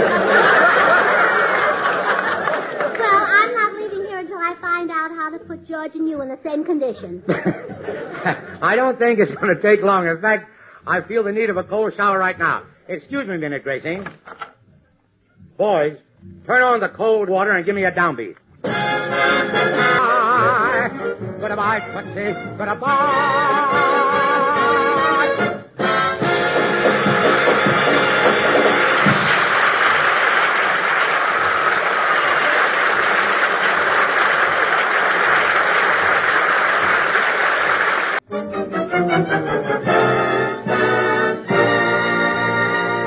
George has just received an urgent phone call from Al Jolson asking him to come to the recording studio where Al is cutting some records.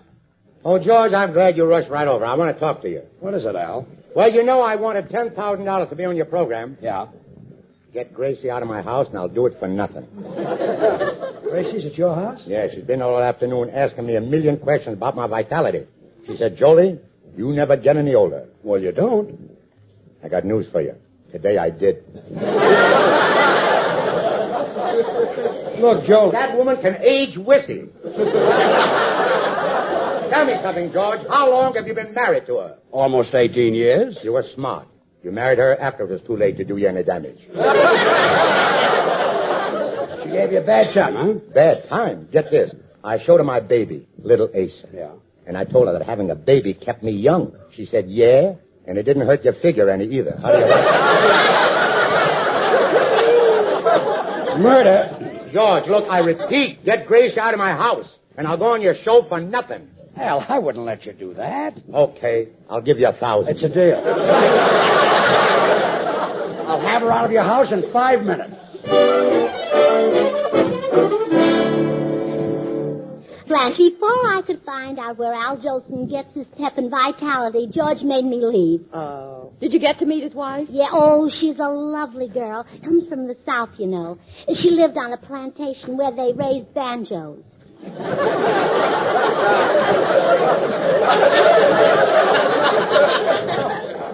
Raised them? Yeah, she told me how she used to love to sit on the veranda while the hired hands picked their banjos.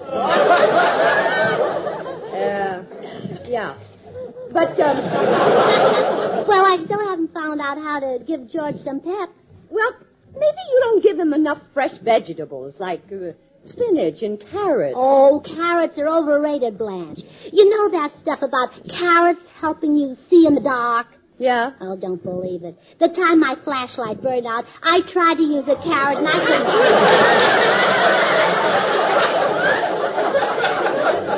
I tell you, I couldn't even see the carrot. Hello, dear.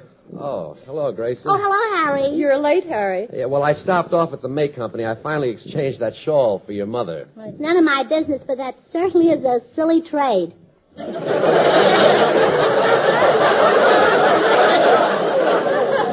Gracie, Harry meant that... Blanche, just tell her that as soon as they mark your mother down, we'll buy her back. Oh, good. Well, goodbye, you two. Goodbye. Oh, what a woman. With her, you've got to keep changing the subject to stay on the subject you start with. Now, don't make any cracks about Gracie. She's a devoted wife.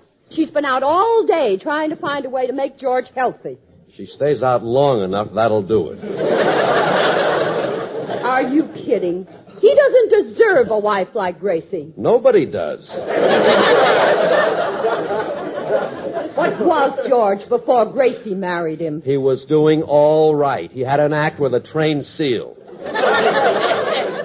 Well, believe me, she married the wrong half of the act.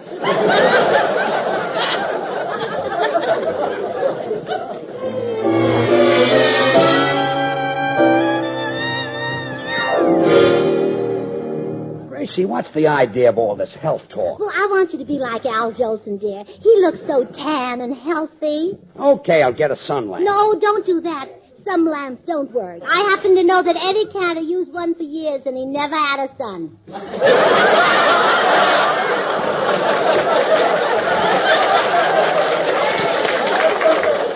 Jolson is healthy because he likes to exercise and I don't. Well, exercise has certainly helped my Uncle Fred. Uncle Fred? Mm-hmm. I don't remember him. He was married to Aunt Clara. I don't remember her either. Well, she's Joe's sister. Who's Joe? Well, I don't remember him. Let's get back to Uncle Fred. Clara's husband. Clara's husband, yes. Let's get back to him. Well, she was a waitress up in Alaska. This is Clara. Yes, and that's where she met Uncle Fred. He lived up there in that mining town. Know him? Of course I know him. He's my uncle. Come in. Hi, Burnses. Hello, Bill. Willie. Say, I just heard Al Jolson is going to be on your program for free. That's right, Bill. Why, George, how did you ever get him to do that? I happen to be married to the right people. You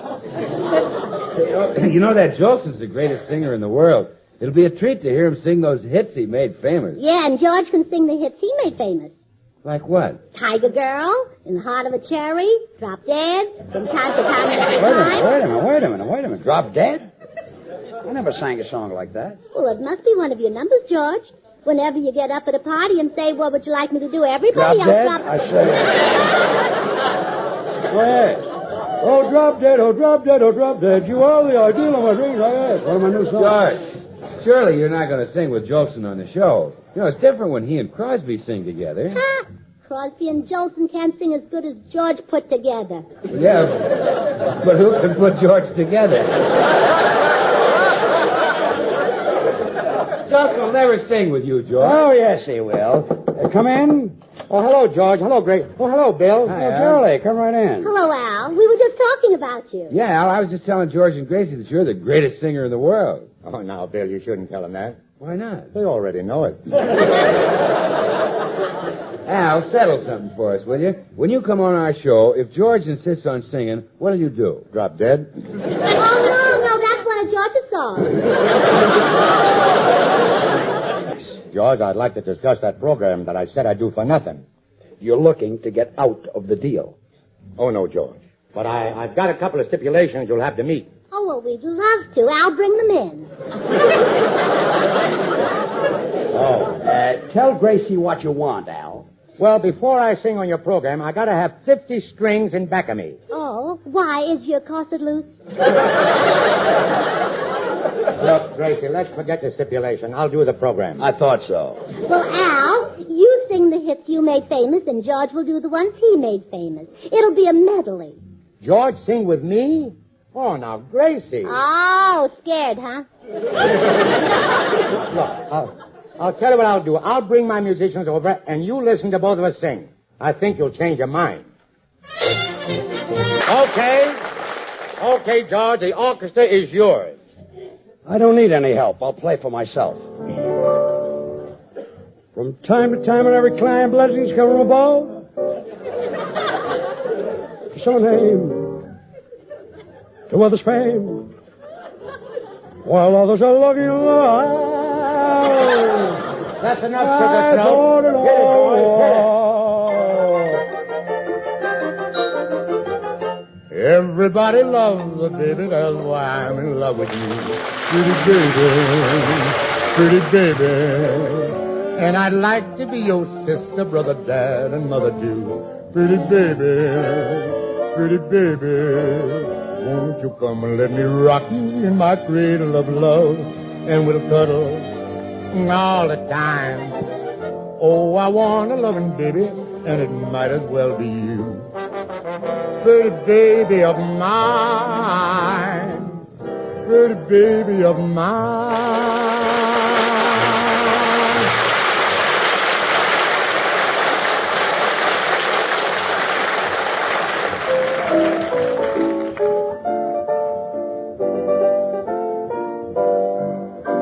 I love to call you Rose there, but roses fade away. Roses die when the winter time appears. Hit it, boys, hit it. Baby face. You've got the cutest, oh, you got a baby face. There's not another one could take your place. Oh, baby face. My poor heart is jumping. You're sure starting up, baby face. I'm up in heaven when I'm in your fond embrace. It's like a breath of spring when Jolie sings about your baby face.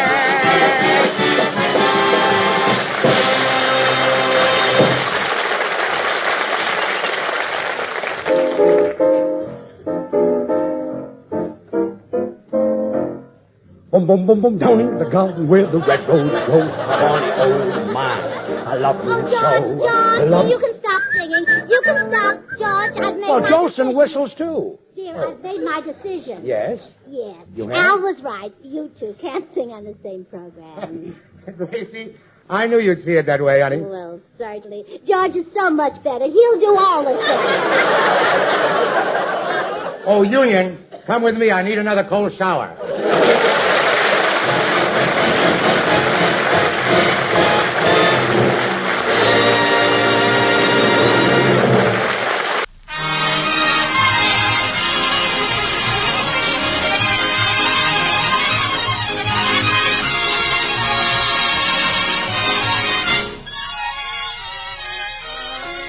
Yes, it's the Amadent Show, transcribed in Hollywood and starring George Burns and Gracie Allen.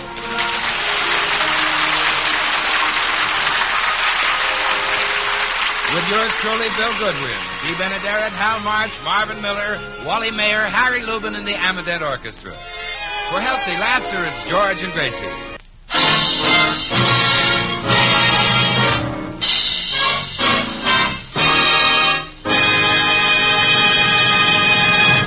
As we look in at the Burns home, we find George engaged in his favorite pastime.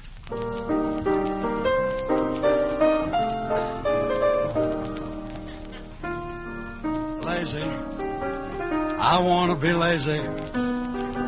Want to just lie in the sun with no work to be done. Oh, under that awning they call the sky. Stretching in your horn. Oh, that's beautiful, Sugar Throat.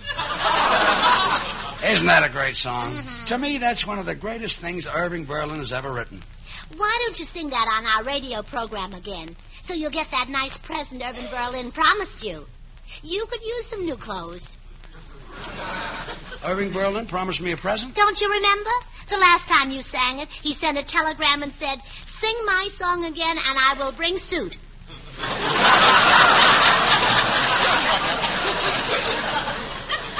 He can afford one with 2 pairs of pants. He's a very rich man. Been writing songs for 35 years. Oh, how did he make his money? Selling pickles. Gracie, he just sits in the house and money keeps pouring in. Well, why doesn't he get the house fixed? You know, you can make a lot of money composing songs. Do you know that Stardust has made over $1 million? Really? What did he compose? He wrote a tune called Hoagie Carmichael. Sometimes I wonder why I spend that lonely hoagie dreaming of a Carmichael. Like it? Well, the melody isn't much, but those are beautiful Pretty words, aren't they? You know, Gracie, years ago I started to compose a song. I never finished it. Well, let's hear it. Okay. Seeing is believing, that's a story old and true. Don't believe all you hear, you've often heard that too. You, dear, and I, dear, are exceptions to the rule. Dum-da-dum-da-dum-da-dum-da-dum-da-dum. That's the line always stopped me. I couldn't get the right thing to rhyme with rule. Oh, maybe I can help you. Let's see now. Does school rhyme with rule? That's right. Oh, I think I've got it. You do the last line and I'll do mine. Okay. You, dear, and I, dear, are exceptions to the rule. Oh, so look on the bright side while the stars are shining high above, and I'll see you in my dreams after school. Well, too sentimental? Too short. You, dear, and I, dear, are exceptions to the rule. Yeah. Come in. Oh, hello, Blanche. Gracie, I heard George clear outside. If he's got a broken leg, shoot him. Blanche, Blanche. I happen to be writing a song. That's right. George's song will make people forget Berlin. That'll even drive the Russians out. Look, girls, go into the other room, will you? I'd like to try and fix up the song. I've always had trouble with the lyrics. Well, then forget the lyrics. Just write the words. Yeah, I'll do that. Now go. Come on, Blanche. Say, Gracie, I see you had another accident. The fender on your car is folded up like an accordion. It is? Oh, my goodness. Now, when did I do that? George will kill me. You don't remember doing it? No. Oh, why don't automobile companies make their cars with the fenders already dented? What? And then when you hit something, it would straighten them out. Gracie, why don't you send that idea to General Motors? I did. But I didn't sign my name to the letter. Good. 3 days later, I got an answer saying, Gracie, forget it. They probably recognized your handwriting. Yeah, the way I dot my E's. Well, if George sees that fender, he'll dot your I's. Yeah. You know, he gets awfully upset about my driving, and he shouldn't. It's helped us a lot socially. You know, that's how we met Mr. O'Keefe and Mr. McDonald. Who are they? Insurance adjusters. And we've gotten to know Mr. Fredericks very well. Who's he? Only the prosecuting attorney. And we'll never meet a sweeter couple than Mr. and Mrs. Davis. Where'd you meet them? I drove into the garage one night, and there they were, sitting on my front bumper.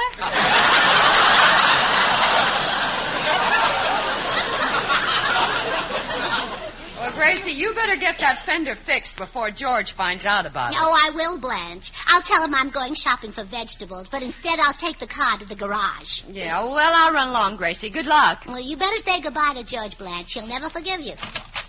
You, dear, and I, dear, are exceptions to the rule. George, Blanche is leaving. Thank her for me. Thank you, Blanche. Thank you. Goodbye. You, dear, and I, dear, are exceptions to the rule. Dear, I'm going up and change clothes. I've got to go out and get some vegetables. Good, good. You, dear, and I, dear, are exceptions to the rule. But you'll change your mind, dear. Dear. Come in. I'm in the den. Sam the tailor at your service. Just hang Gracie's dress over there, Sam. My pleasure. By the way, Mr. Boynes, I heard your program last week with Al Jolson. Isn't that Jolson a great singer? Oh, magnificent. How'd you like me, Sam? If you don't mind, I'd like to keep your business. Goodbye, Sam. Sam, goodbye. I'm busy. I'm not leaving till you're noticing something.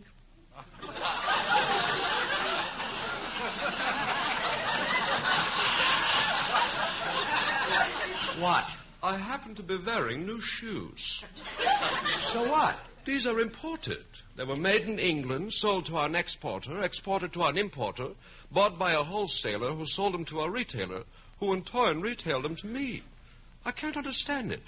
Can't understand what? How all those people can make a living from shoes that I haven't paid for yet. Sam, please, I'm writing a song and I'm having a little trouble rhyming the words. Sid, that's easy. Rhyming is second nature with me. I take a word and piff, puff, poof, I got a rhyme. Piff, paff, poof. Poof, yeah. Yes. Take the word you. There's true, do, glue, flu, navy blue.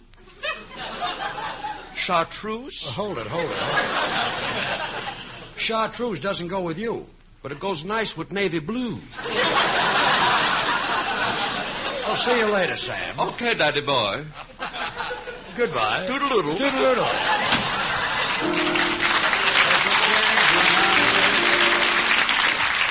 Goodbye, George. I'm going out to get the vegetables. Just a minute, Gracie.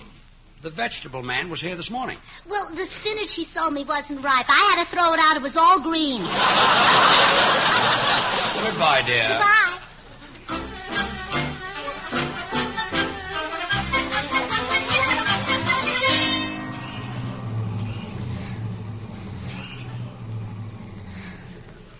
Hello, Frank.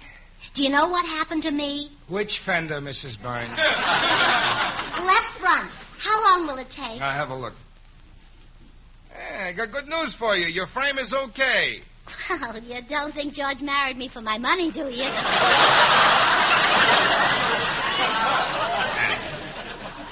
Hey, what's this bucket of water doing in the front seat? Oh, don't tell anybody about that, Frank. It was George's idea. You know, I'm a little worried about him. It was your husband's idea? Yeah. When I drove to the beauty shop this morning, he told me to be sure and put some water in the car.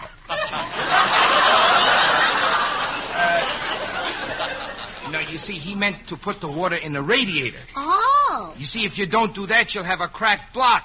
And that'll make two. Oh, what? Nothing.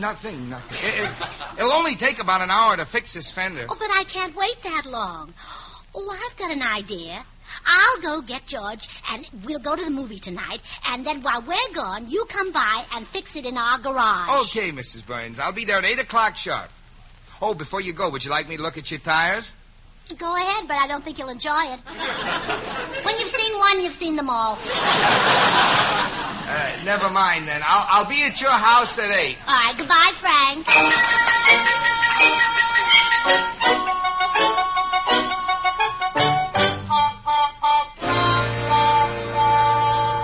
Gracie, I don't want to go to a movie tonight. I want to stay home and fool around with this song. But, George, I've already said you'd go. Bill Goodwin's going to pick us up at 7:30 right after dinner. Well, you should have asked me first. I'm not going. Oh, please, darling. It'll be just like a second honeymoon. Second honeymoon? Well, don't you remember our wedding night? You took me to a movie. Oh, yeah. I remember that nosy usher. Oh, you know, it was wonderful. George, how many women can say that they spent their wedding night with George Burns and William S. Hart? You can count them on the fingers of one hand. Mm-hmm. Let's go out and see if we can find that same picture tonight. Nah, this song is driving me crazy. Why don't you go by yourself? Well, I can't, George. They won't let me in the movie when I go by myself. Why not? Well, I don't know. I've tried hundreds of times, but every time I hand my ticket to the doorman, he tears it up. Well, I'm staying home tonight. Oh, but, George, movies are so educational. You can learn lots of things from them. Let's go see Gregory Peck. What can I learn from Gregory Peck? Will you be mad if I tell you? I withdraw the question. Oh, please, George. We've got to go to a movie. The Mechanic is coming at 8. What's that? That's the title of the new picture. The Mechanic is coming at 8.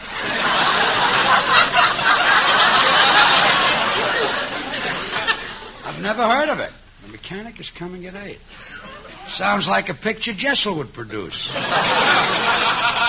Okay, let's go and see it. Oh, no. You see, it's a foreign picture. We wouldn't understand the dialogue. Where was it made? England. Yeah,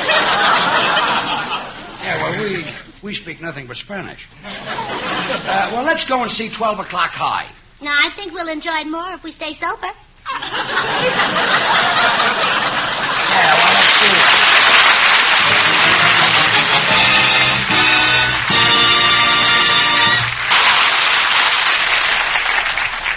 Well, George, at 7 o'clock, Bill Goodwin will be here in a half hour to take us to the movies. Okay, I'm ready. Seeing is believing, that's a story all in truth. By the way, Gracie, dinner was delicious tonight. Oh, thank you. You know, I was going to serve corn, too, but we ate too early.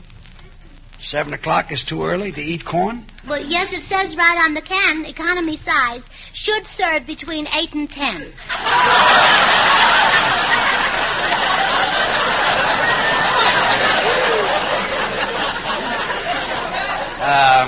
I'll take it to the movie and we'll eat it later, yeah. Say, that chocolate dessert was delicious. Well, I know how you love chocolate. Mm-hmm. You know, you're always saying, put enough chocolate sauce on it and you can eat sawdust. That's right. You really can, too.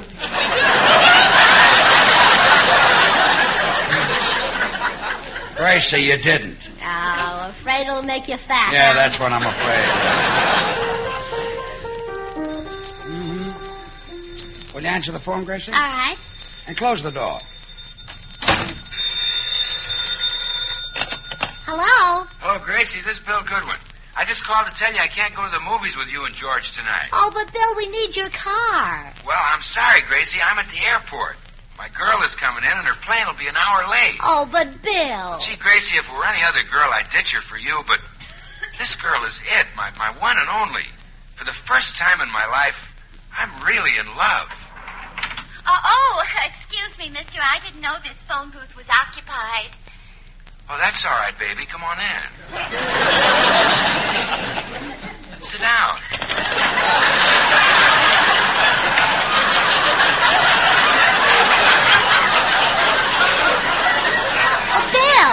Bill! You comfortable, baby? Oh, sure, handsome. What's your name, beautiful? It's Gracie. It's Doris. No, it isn't. It's Gracie. Hey, Doris, you're pretty cute. You shouldn't have done that. Well, I had to slap you, baby. I'm engaged.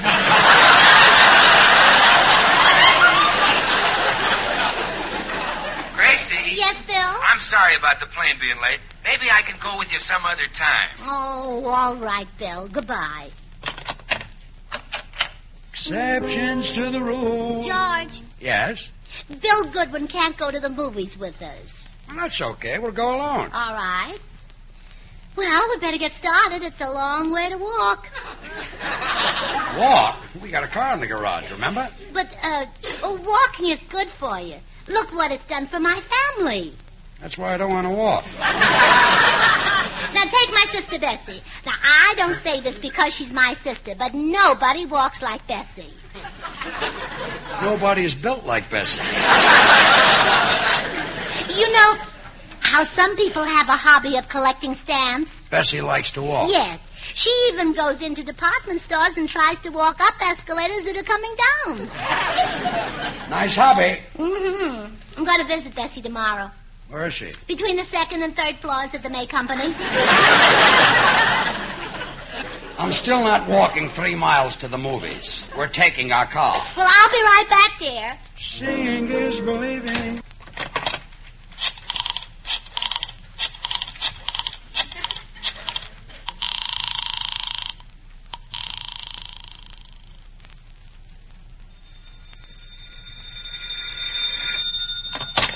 Hello?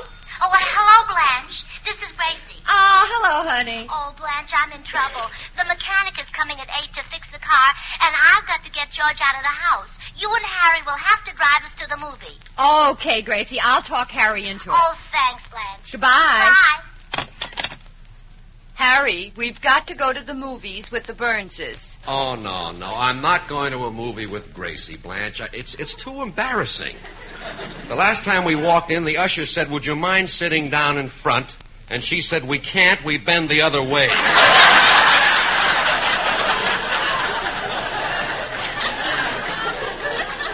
All right. So she's not an Einstein. Look at that hammy husband of hers. He even thinks he can compose music. Well, maybe he can. Maybe he can. George has got a lot of talent. Yeah, but it's all in his wife's name. Oh, no, it isn't. If you think George Burns is so loaded with talent, name one thing he can do. Are you kidding?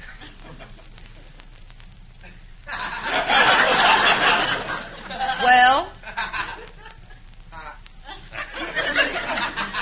Well? Did you ever see him mix a salad?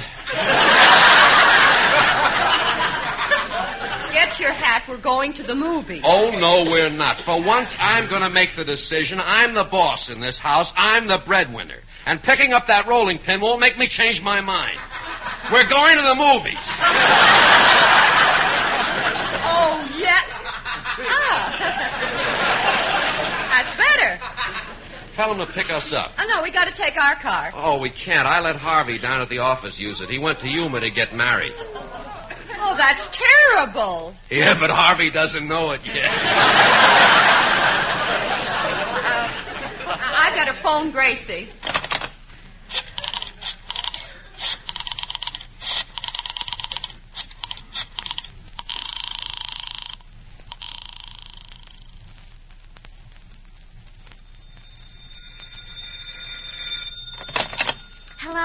Gracie, this is Blanche. I've got bad news for you. Harry just told me a friend of his took our car to Yuma to get married. Oh, don't let him kid you, Blanche. Cars do not get married.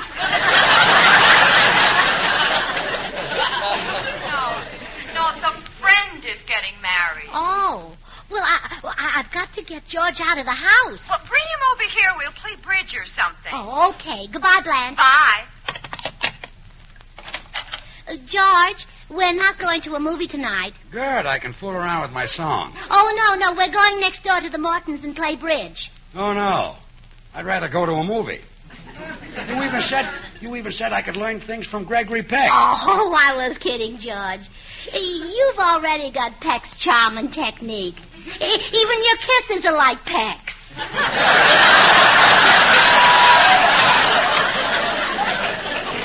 I don't understand this. A minute ago, you were begging me to go to a movie. Well, can't I change my mind? Believe me, I wish you could. Look, honey, I don't want to play bridge. I love you, but not as a bridge partner. Well, George, I happen to be very good. Just ask me any question about bridge. Any question at all. How would you indicate a strong no-trump hand? Any question at all. How many cards in a deck? Keep them coming. Make them tough. What color is the ace of spades? Black. You thought I couldn't play I made bridge. a mistake. Look, we're not playing bridge tonight. If that's a mechanic at the door, he's my dressmaker. She's going to a masquerade. This I've got to see. Come in. Hi, George. Hello, Gracie. Hello. See, I just dropped by to tell you I can drive you to the movies after all. Oh, wonderful. Let's go, George. Say, George, I hope you and Gracie won't mind sitting in the back seat. I've got my fiancée out in the car. Well, I didn't know you were engaged. Congratulations. Nice girl? Yeah. Met her in a phone booth at the airport. Sounds romantic. We'd love to sit in the back seat, Bill. George can watch you and learn something. Are you kidding? I know Bill's technique backwards. Just give me 2 beats so I can get started. All right. 1, 2. Come here, baby. Let me put my arms around you. Oh, Mr. Burns, please. I'm a married woman. Turn your pretty little face up to me and pucker up. All right. There you are. That's Bill's technique. George Burns. Bill Goodwin would never stop there. You want the rest of it? Of course. Okay, you asked for it. Well, come on. It's almost 8 o'clock. Let's get to the movie. Yeah, if we're going to see a picture, let's get going. I promised my girl I'd have her at Ciro's by 11 o'clock. Relax. The floor show doesn't start until 12. I know, but she starts parking cars at 11. Bill, as long as we're using your car, maybe I can have the garage man come over and straighten out my fender. When did you find out the fender was dented? When I hit that truck yesterday. You mean you're the one who bent the fender? That's right. Well, the nerve of you, letting me take the blame. I didn't blame you. Well, I did. Gracie, you ought to be ashamed of yourself bending fenders. That's a woman's job. Look, will you stop acting giddy? Well, you may think I'm giddy, but believe me, I'm no fool. Now, look, you may think I'm giddy, but believe me, I'm no fool. Hey, that line will fit my song. Well, then what are we waiting for, Sugar Throat? Get to the piano. Wait a minute. George is going to sing? Yes. Well, believe me, I'm no fool either. I'm getting out of here.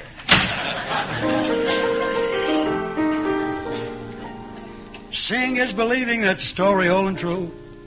Don't believe all you hear, you've often heard that too. You, dear, and I, dear, are exceptions to the rule. You may think me giddy, but believe me, I'm no fool. I just wrote that line. I know I was there when you did it. Well, have you got a chorus? I've always had that. Well, let's hear it. Oh, I love you, dear, across my heart I do. Do you believe me? I do. That's right. Oh, you're the one and only girl I ever told that to. Do you believe me? I do. Good. And when things go wrong and skies above are gray instead of blue, you wouldn't have to worry, 'cause I'd know just what to do. I'd get up early mornings and I'd find a job for you. Do you believe me? Are you kidding? You did. I did it, Dad, didn't I?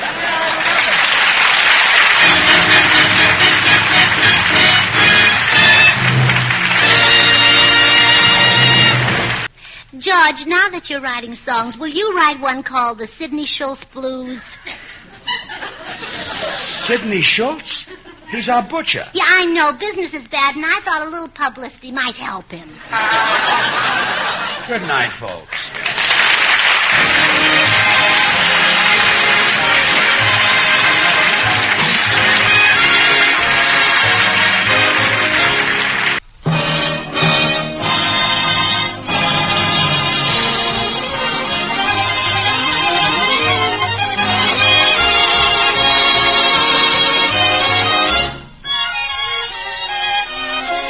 Yes, it's the Amadent Show, transcribed in Hollywood and starring George Burns and Gracie Allen.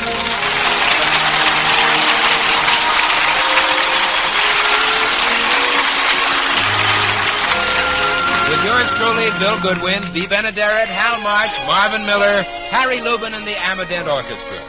For healthy laughter, it's George and Gracie.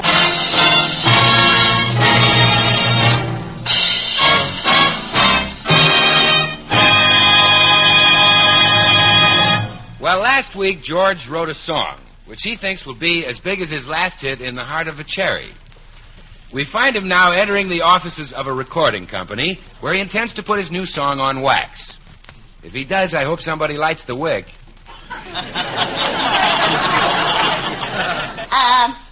Excuse me for staring, but you look familiar. Ever listen to the radio? All the time. Ever hear Burns and Allen? Sure. Do you know them? Yes. Do you know the dumb one in the act? The dumb one? Yeah. He thinks he can sing. Yes, I know him. I happen to be George Burns. No kidding. The dumb one, yes. Listen, for your information, I once made a record for this company. Two sweethearts nestled closely, honey, for quite a while. Yes, I remember. Mr. Davis, the president of this company, signed me personally. Yeah. Mr. Davis will never forget that. By the way, how many records did you press? 5,000. How many were sold? How many did you buy? 2. That's how many we sold. What happened to the others?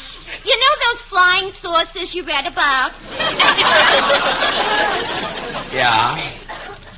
No. They weren't. They weren't.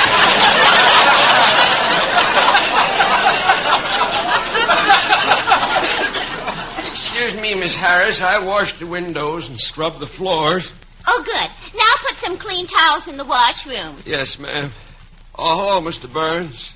Oh, hello, Mr. Davis.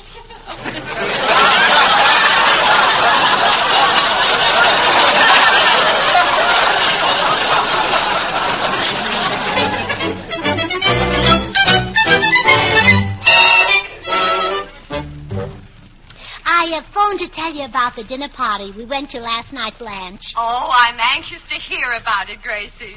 Were there lots of celebrities there? Oh, yes. And you know how I hate gossip, Blanche. But listen to this. There was one woman there all the men kept flirting with because she was so pretty. And her husband was furious. Really? Yes, during dinner he kept kicking her in the shins under the table. Oh, the poor girl. Yeah, my legs were so bruised I could hardly walk home. Oh, it was you. Oh, excuse me, Blanche. Come in. Hello, Mrs. Burns. Oh, hello. How are you? Oh, I'm fine. How are you? Oh, fine. How's your wife? Wonderful, wonderful. Sit down. I'll be with you in a minute. Who came in, Gracie? I don't know. Gracie, you shouldn't let a strange man in your house when you're there alone. He might be a burglar. Oh. Mister, are you a burglar? No, I'm a theatrical agent. Oh, no, Blanche. He's a theatrical agent. Oh, well, I didn't miss it far. Well, I'll speak to you later, Gracie. Goodbye. Bye. Perhaps I'd better introduce myself. I'm Al Kingston of the Kingston Agency. Oh, how do? How do you do? I wonder if I could interest you and Mr. Burns in an engagement. Oh, it's too late. We're already married. I believe I'll drop back sometime when your husband is here. Oh, I expect him any minute. Oh, while you're waiting, would you like a cup of coffee? Oh, I'd love a cup. Maybe you'd rather have tea. No, thanks. Glass of milk? No. Hot chocolate? No. Tomato juice? Buttermilk? Ginger ale? Root beer? No. Oh, I'm sorry you won't have anything. Mrs. Burns, how about a cup of coffee? Oh, thanks. I'd love one. I'm sorry you won't join me. Hello, Gracie. Oh, hello, sweetheart. Well, Al Kingston. Hello, George. Oh, did you get to see your friend Mr. Davis at the recording company? Yeah, I saw him. How's he doing? He's cleaning up. Al, what can I do for you? Well, I've got a little business proposition to discuss with you, George. Okay. Gracie, why don't you make Al a cup of coffee? No. We've done that bit. Huh? Well, if you two men are going to talk, I'll get back to my baking. By the way, George, where's the hammer? Under the sink. What do you want with a hammer? Well, we're having pound cake for dessert. Well, Al, what's up? Wait a minute. Your wife is going to make pound cake with a hammer, and you don't say anything? Al, how long have you known Gracie? 5 minutes. I've been with her for 18 years. Now, what's on your mind? Well, George, you know the famous play Dulcie, the one about the scatterbrained wife? Oh, sure, by George S. Kaufman and Mark Conley. Yeah. It's a great play. Well, I'm going to produce it this summer, and I want Gracie for the title role. You want Gracie? Yeah, she'll be great. I'd like to try it out at Laguna Beach for 2 weeks, starting in March. And it's Gracie you want? Yeah. I'm sorry, Al. Gracie's tired. She's been working too hard. Oh. Well, that's a shame, George, because you'd be great as Dulcie's frustrated husband. Oh. I'm in it, too. Sure. And when do we open? March 1st. And you pack 'em in, George. Wait till you see the billboards I've got planned. Dulcie starring Gracie Allen in blue letters against the red background. Hold it. Dulcie starring Gracie Allen? Yeah, in blue letters against this red background. I'm sorry, Al. Gracie's tired. She's been working too hard. Oh, what billboards. Dulcie starring George Burns and Gracie Allen. When do we open? March 1st. Now, George, at Laguna, there's only one dressing room for the star. And I thought, if you wouldn't mind... Gracie's getting tired again. Well, I thought, if you wouldn't mind, we'd build another star dressing room. When do we open? March 1st. You know, George, I've thought it over, and that billing is absolutely right. Your name in the middle with Dulcie on one side and Gracie on the other. Sure. And a sandwich, that's where the ham belongs. Come in. Sam the tailor at your service. Oh, hello, Sam. Your lovely wife gave me a jingle on the telephone. Gracie, Sam the tailor is here. I'll be right out. Well, I'll run along, George, and send those Dulcie scripts over. And Mr. Kingston is leaving. Ask him if he wants a cup of coffee. 18 years. What a man. So long, George. Grace, you'll be right in. Sit down, Sam. You're kind. How's business? Mr. Barnes, these days a man is lucky if he can make one end meet. Things are tough, huh? Not only that, I've got a problem at home with my wife. The little lady's having a rough time of it. What's the matter? I treat her like a dog. I'd like to pet her. Oh, I see. And she's having a rough time? I forget to put down my needle. Hello, Sam. Here's the guy gown I want you to shorten for me. My pleasure, Mrs. Boynes. Come by the shop Friday and we'll try it on. All right. But you look silly in it. He means for you to try it on. Oh. My, what a beautiful evening gown. I like the way it sparkles, all covered with Seagrams. Sam, that's sequins. Okay, so you finished public school. Goodbye, Sam. Toodle-doodle. Toodle-doodle there. Gracie, I've got some great news. How would you like to play Dulcie? Oh, I'd love it. Get out the cards. Dulcie is a play, honey, a very famous play, and they want us to try it out in Laguna. We'd open there March 1st and run for 2 weeks. Oh, that sounds exciting. It's the story of a frustrated husband and a scatterbrained wife. Who else? Who else? Yeah, where's the part I play? Well, they would like you to play the scatterbrained wife. Oh, well, that's very flattering, George, but I'm not that good an actress. I think you can handle it, kid. But there are so many actresses who are that way in real life. Like Barbara Stanwyck. Stanwyck is scatterbrained? Well, now, look, don't let this go any further, but I was in the garage the other day when she drove in and asked them to put a muffler on her car.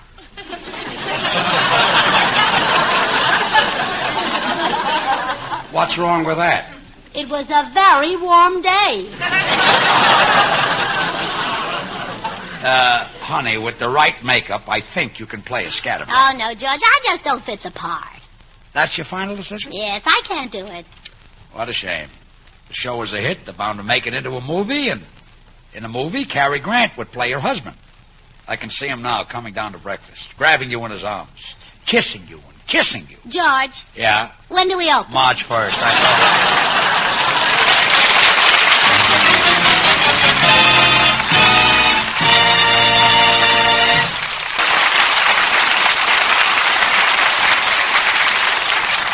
Jolson's a wonderful play, Gracie. You'll have loads of fun doing it. Oh, I hope you're right, Blanche. Gosh, how I envy you being in show business. It's so thrilling. Blanche, would you like a part in the play? Just say the word and I'll arrange it. Oh, Gracie, I'm no actress. Besides, Harry wouldn't let me. Well, I can tell you how to get your husband to agree to anything. Just use my crying system. Crying system? Oh, sure, I have different cries for different things. Now, when I want a new hat, I use the whimper. Is that all? Just...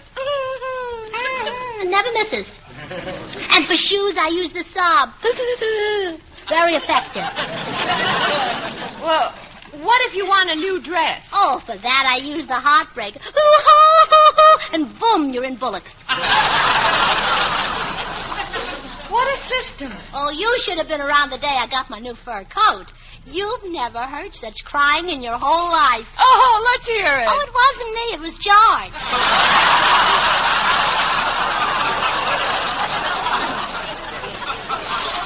Well, thanks for the system, Gracie, but this stage is not for me. I'm no actress. By the way, you met George on the stage, didn't you? Oh, yes. We were on the same bill together in vaudeville. George did an act with a seal.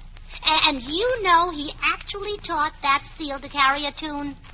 Well, they're easy to train. A seal will do anything for a fish. He'd do anything for George, too.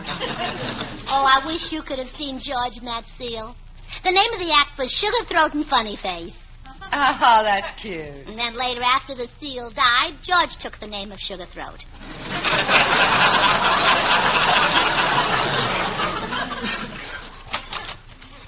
Well, Gracie, I've got the Dulcie script. Oh, hello, Blanche. Hello. I'll be running along, Gracie. Bye, Blanche. Gracie, we've got a lot of work to do. Oh, yes, I've got a dozen things to do before we open at Laguna Beach. Memorize the play, have my family move into our house, get my clothes in order, arrange... Hold it. What was that second item? Get my clothes in order? You know, have your family move into our house. Oh, well, that's a good idea. I'll do it. All Oh, no, you won't. Well, not the whole family, dear. Just Uncle Fred. He can take care of our house while we're away. You know, that's how he makes his living. What? He won't go into a house unless the people are away. Oh, yeah, that's the uncle I call Second Story Fred. Yeah, but he's not really that tall. He's a little shorter, yeah. He's very clever, you know. He invented a burglar alarm. Fred invented a burglar alarm? Yeah, at midnight it wakes him up to go to work. Uncle Fred is the perfect one to watch our house. You know, for years he's been attached to the police force. Only by a pair of handcuffs. And I don't want Uncle Fred here. But while we're gone, he can paint our house. Uncle Fred isn't a painter. He certainly is. And he'd still be painting if it wasn't for that stupid contractor. What happened? Well, the contractor took him to his house and told him to paint 2 coats. Yeah? After he painted the coats, he started on the contractor's pants, and that's when he fired.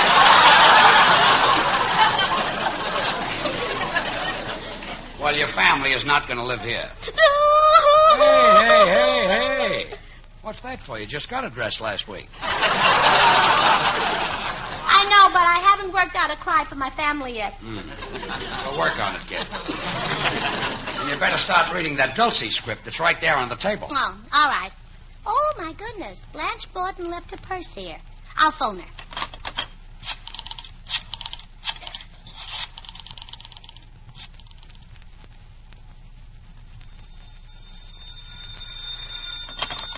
Hello? Oh, Blanche, this is Gracie. You left your purse over here.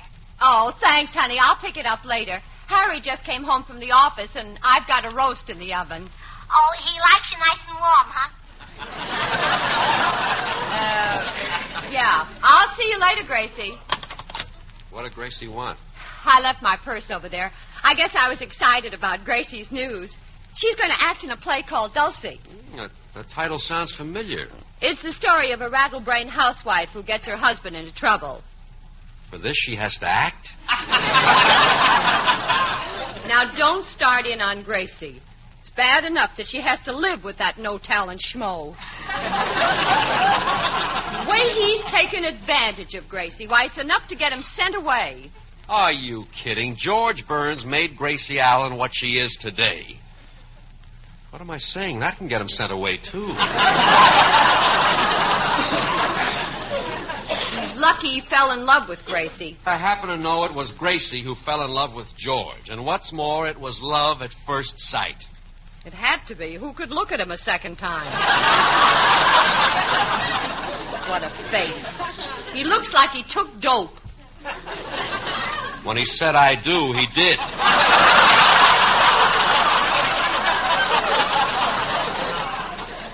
Do you have any idea what he's gone through? Yeah, every penny she's earned. Listen, one time in vaudeville, George was trying out some new lighting effects, see? He told Gracie he wanted to work with a red spot on him, so she poured ketchup on his shirt. I don't believe you. And for once, I'm going to find out if you're telling the truth. Find out, fine.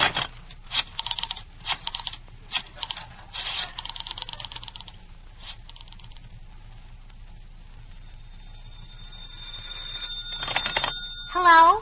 Gracie, this is Blanche. Is it true that in vaudeville George once wanted to work in a red spot and you put ketchup on his shirt? It is not.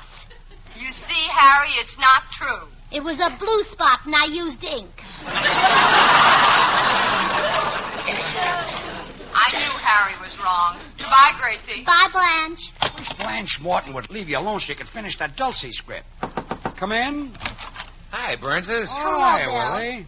Say, Bill, a girl telephoned here for you about an hour ago. Oh, I guess it's because I haven't been home all day. What'd she want, Gracie? Well, she said she left her lipstick in your pocket last night, and she wants to know if you found it. Well, if she left it there last night, it's got to be in this pocket here. I'll empty it. So many lipsticks? Bill, how did you get so many girls? Well, I'll tell you, George. Walter Pigeon had a sale.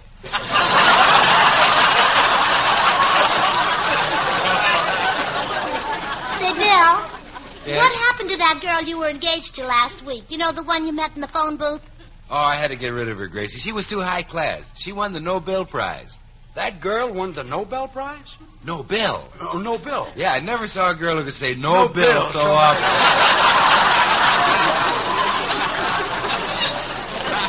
Bill, why did the girl keep saying no? Gracie, go in the den and finish what you're reading. That's no way to speak to a great actress. Farewell, and give this beggar a fortnight.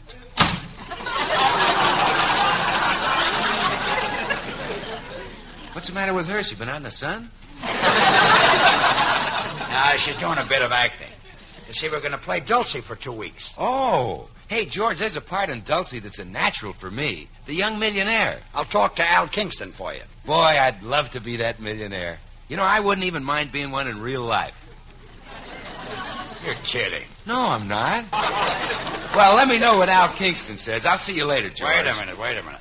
Take your lipsticks. You want some? No, you haven't got my shade. I use Rosy Future. Goodbye, Willie. So long, sugar throat. Goodbye. Women will be the death of that guy. But what a way to go.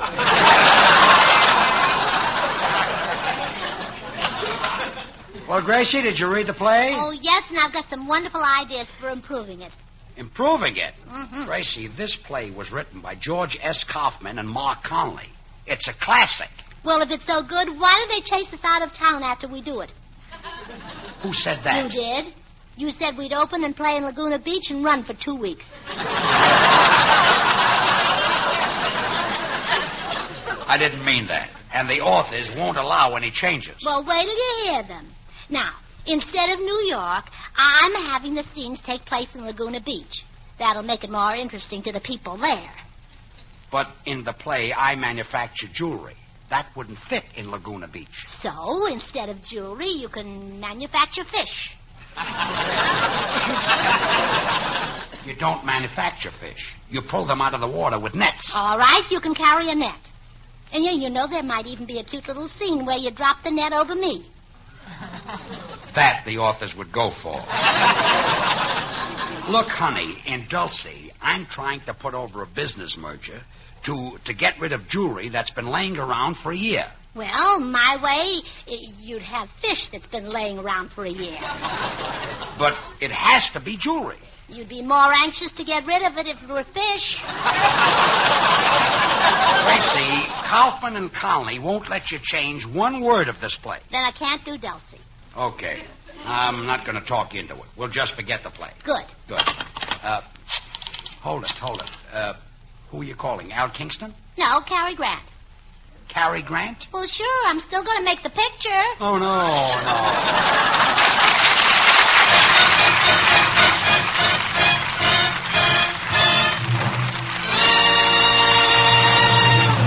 George, I spoke to Cary Grant on the phone and asked him about making the picture and Oh. Turned you down, huh? No, he said to come over and talk to him. Then why are you crying? Well, I can't go to see Cary Grant without a new hat. Good night, folks.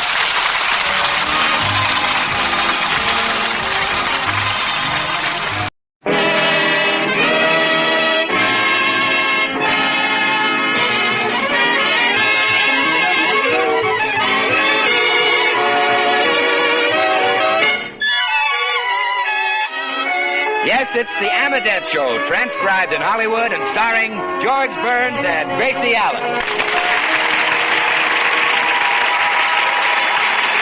With yours truly, Bill Goodwin, Bea Benaderet, Doris Singleton, Hal March, Marvin Miller, Harry Lubin, and the Amadette Orchestra. For healthy laughter, it's George and Gracie. And for healthier teeth, for fewer cavities, it's Amadette toothpaste.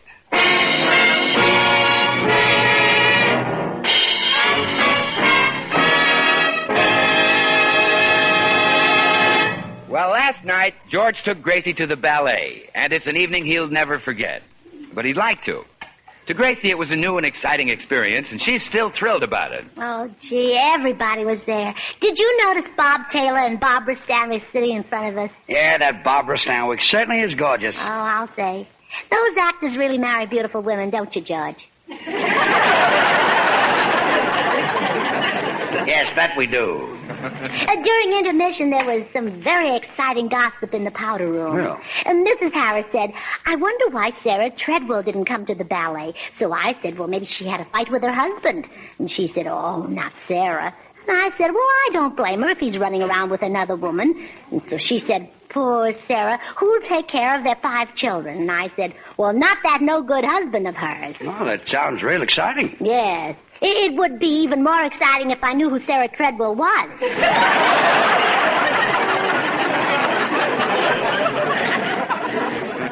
You don't know Sarah Treadwell? I don't even know Mrs. Harris. Interesting yarn. What did you think of the ballet? Oh, I loved it. Although you dozed off a couple of times. I ate too much dinner. Pickles were delicious. But the dancers were so polite.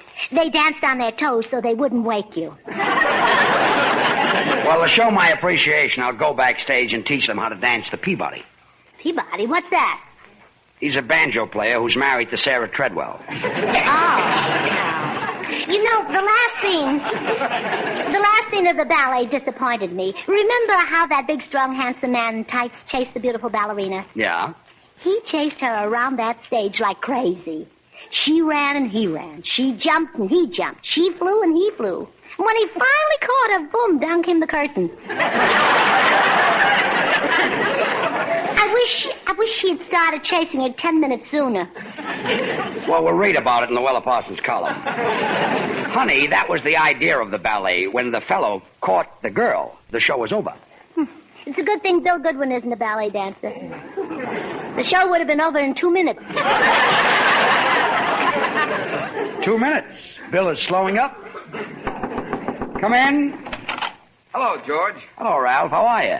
Gracie, you know Ralph Hanley. He makes out our income tax every year. Oh, of course. How are you, Mr. Hanley? Fine, thank you, Mrs. Burns. George told me you were coming, so to help you, I figured out our income tax. You'll find it on the desk. The government owes us $6 million. Mrs. Burns, how did you ever get such a figure? Oh, no starches and plenty of exercise. Lots of fresh air, too. By the way, Mr. Hanley, how come we never got the $9 million I figured the government owed us last year? They're waiting until next year, and then they'll send us the state of Texas. Ralph, have you had breakfast? Would you like Gracie to scramble some eggs? Oh, please, George, we're out of eggs. The grocer left a dozen yesterday. I know, but I heard about a new thing called an egg shampoo, so I tried it. And when I shampooed the eggs, they broke. Just fix us some coffee. All right. Well, Ralph, how's the tax look this year? Oh, about the same as last. But I've been listening to you sing on the program, and we can deduct for that throat operation. I didn't have a throat operation. I know, but you're going to, aren't you? Just make out the tax. When I need bad jokes, I'll send for my writers. I was only kidding, George. By the way, I see you getting your money from a new source this year. Yeah, I'm still married to Gracie. Oh. You mean the sponsor, the new sponsor? Yeah. How are they? Oh, they're wonderful people. I've been using that Amadant toothpaste, and it's great. Well, thanks, Ralph. George, if you'll give me the canceled checks and records, I'll get busy. But please, don't let Gracie help me this year. Last year, when I took her to have some papers notarized, the man asked her to identify herself. So she opened her compact, looked in the mirror, and said, "Yes, it's me, all right." Well, I'll see that she doesn't bother. Come in. Hello, George. Is Gracie here? I'd like to speak to her. Gracie, Harry Morton wants to see you. I'll be right out. Harry, this is Ralph Hanley, my income tax man. I don't know how to do, man. What do you want to see Gracie about, Harry? Well, tomorrow's Blanche's birthday, George, and I don't know what to get her. I thought maybe a diamond ring or a new car. By the way, Mr. Hanley, is that deductible? No, it isn't. I don't know what to get her. I thought maybe a handkerchief or bobby pin. Pipe cleaners would be nice. Hello, Harry. Hello, Gracie. George, I fixed some coffee for you, Mr. Hanley. You'll find it on the stove. Thanks. And I thought you'd like something to go with the coffee, so I made you some tea. Good. Now we can dunk. Come on, Ralph. Let's go in the den and get started on this tag. Gracie, I'm trying to decide what to give Blanche for her birthday. Have you heard her mention anything she'd like? No, but why don't you get her a green necklace to match the gold bracelet you gave her for Christmas? Oh, she's got enough jewelry. Say, do you think it'd be all right if I gave Blanche a pet? Why not? You're married. No, I mean something like a dog. Oh, no, don't get a dog. I had one, and he couldn't even learn to run and fetch a stick. I threw that stick and brought it back between my teeth 100 times. That stupid dog just sat there and looked at me like I was crazy. I wonder why. Yeah, you're right about the dog, Gracie. Perfume might be nicer, or maybe a pretty nightgown. Well, that's a good idea. Oh, I can just picture Blanche in a sheer black nightgown. Me too. Well, there goes that idea.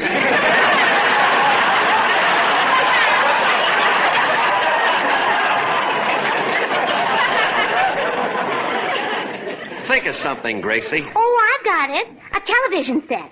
My Uncle Fred just bought a beauty for $12,500. $12,500 for a television set? Well, that included the bar. That's what he really wanted. Hey, I know what I'll get. Blanche has always wanted an alligator bag. I'll surprise her with that. I'll put it in the candy box so she won't guess what it is, and when she opens it up, she'll faint. Oh, this is a wonderful idea. Oh, it's nothing. I got 1 million of them. I'll be running along. George, Harry is leaving. Hey, Harry. Before you go, the Friars are giving a little sociable Friday night. Would you like to be my guest? There'll be some swell entertainment. Jolson, Groucho, Crosby, Hope, Benny, Cantor, Jesser. Well, I'd love to, George, but I can't Friday. Spade Cooley is on television. Spade Cooley, huh? I'll bring the Friars to your house. So long. So long. Can you imagine a man being that stupid? Isn't he a dope? Spade Cooley's on Saturday night. Yeah, well, I better get back and help Ralph with the tax. Oh, George, would you ask him how much a woman can deduct for a missing husband? Who's missing? Uncle Joe, Aunt Clara's husband. And if the government will Gracie, allow her to I've deduct... seen Aunt Clara. Joe isn't missing. He's hiding. Oh, no, George, he's missing. You see, Uncle Joe's hobby was blowing glass. Every night he'd sit on the back porch blowing glass. And one night he blew... I'll read it again, huh? Yeah. I start... Well... Let's take it again. Would you like to have me give you 2 beats? No, I can... Oh, no, George, he's missing. This is Uncle Joe. Yes. Yeah. You see, Uncle Joe's hobby was glass blowing. Oh, he was a glass blower. Every night he'd sit on the back porch blowing glass. Yeah. And one night he blew a bottle around himself. He sat on the back porch and blew a bottle around himself? Mm-hmm. And in the morning, the milkman took him away with the empties. Gracie, you don't believe that story, do you? Well, why not? Lots of people have back porches. Oh, yes, I forgot that, yeah. Oh, and poor Aunt Clara had to support herself selling homemade bread. Well, that's not easy. Oh, Aunt Clara is a very smart businesswoman. She didn't sell her bread the day she made it. She kept it till the next day. Why was that? Well, that way it was day-old bread and she could sell it cheaper.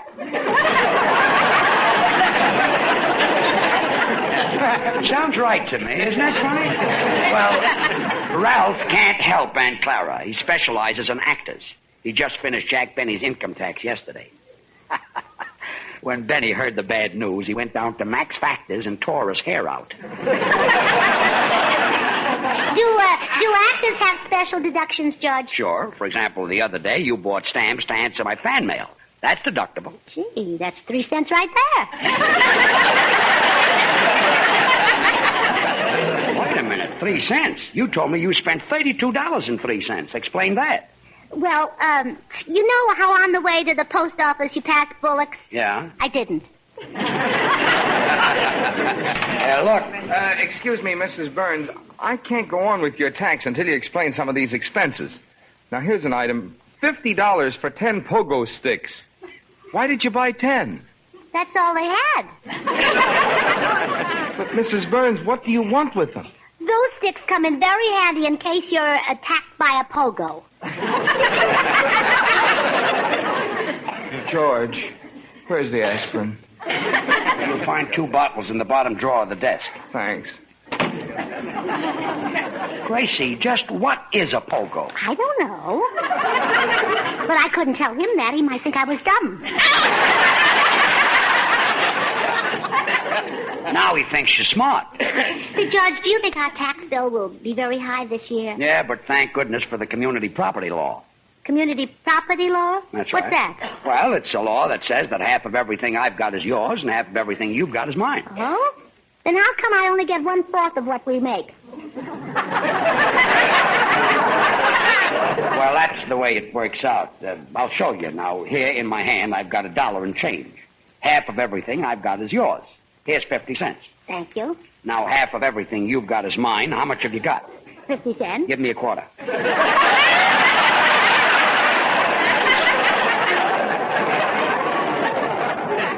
Well, you see how it works? I see how it works. Let's do that again, and this time I'll start with $1. Okay. Now, half of everything I've got is yours. Here's 50 cents. Thanks. How did that second part go again? Half of everything you've got is mine. How much have you got? 50 cents. Give me $0.25. Thanks. You were right, George. It comes out the same way each time. Well, sure. You must get awfully discouraged being married to a woman who doesn't understand money. Well, sometimes it comes in real handy.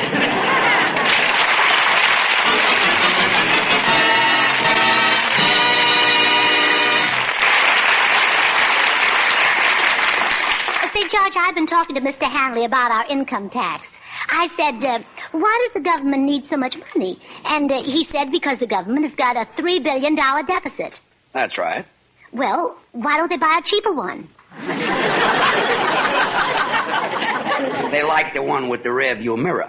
Oh. Gracie, the government needs our tax money to run the country. Part of it goes to pay the salaries of the president, the cabinet, the congressmen. George, do Republicans have to pay part of President Truman's salary? Well, sure. That's really rubbing it in, isn't it?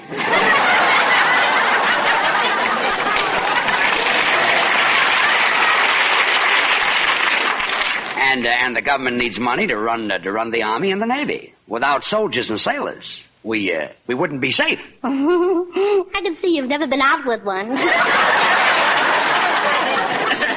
And don't forget that our government is spending millions of dollars on European recovery. We send them food. That's called the ERP. And then we ought to change that. Change what? The ERP. Sounds like our food gives them indigestion. I'll talk to Sarah Treadwell. And Mrs. Harris. I'm sorry to interrupt again, George, but these items are driving me nuts.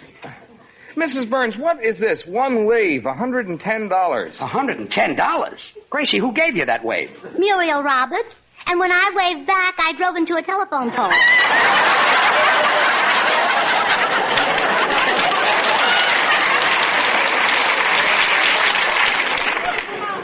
Anything else you want to know, Ralph? Yeah, give me some more aspirin. Now, what were we talking about? Interesting stuff. The taxes. Well, now I'll show you how the government can save a fortune. Do away with the mint. Do away with the mint. Sure. Why Just do away with it. Yes. Yes. Why print money? Why not buy it ready-made? That's an idea. We can buy it from China. I hear their money is very cheap. Yes, we can get some in Macy's basement. And another way our government can save money, stop printing stamps. We don't need them anyway. My sister Bessie mails letters every day and never uses a stamp. Then they must be returned. Well, that's the idea. Bessie's crazy about the postman.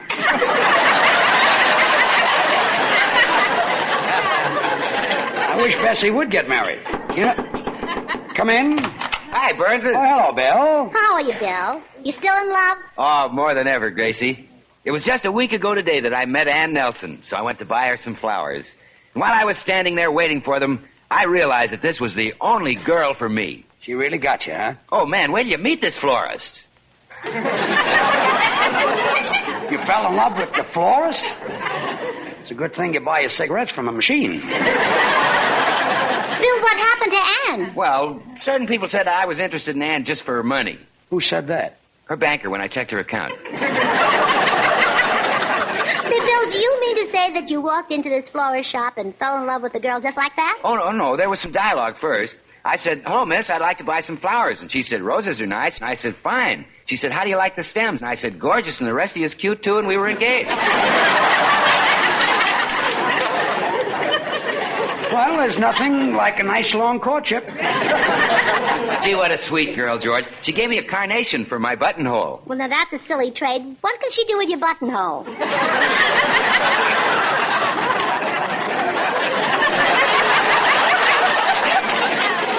Press it in a book. Say, Bill, Press it in a book. Oh, I heard you.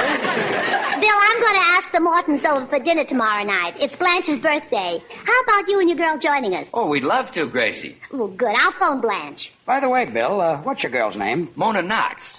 It used to be Ethel Knox, but the gasoline company paid her to change it.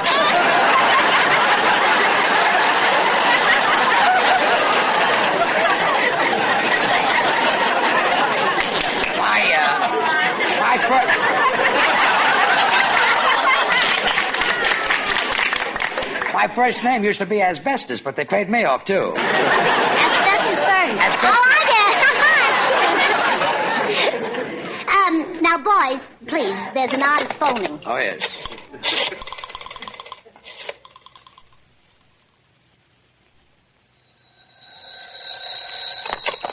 Hello? Hello, Blanche. This is Gracie. Would you and Harry like to come over to dinner tomorrow night to celebrate your birthday? Oh, I'd love to. I'll ask Harry and call you back. All right. Incidentally, I helped Harry decide on your present. You'll love it. Oh, what is it, Gracie? Oh, I can't tell you. It's a surprise. Oh, please. Mm-mm. Well, let me guess. Is it a new stove? Well, you're so close, I might as well tell you. It's an alligator bag. Oh, wonderful. I'm glad you know, Blanche. He's going to put it in a candy box, and I was scared to death you might eat it. Yeah. Well, I'll call you back, Gracie. Bye. Goodbye. Harry, Gracie just invited us over there tomorrow night for my birthday dinner. Oh, murder. I hope Gracie doesn't bake you a cake. Remember that soggy thing she baked for George's last birthday? Now, Harry, it wasn't her fault George's cake was soggy. No? No. Had so many candles he couldn't blow them out. They had to turn the hose on it.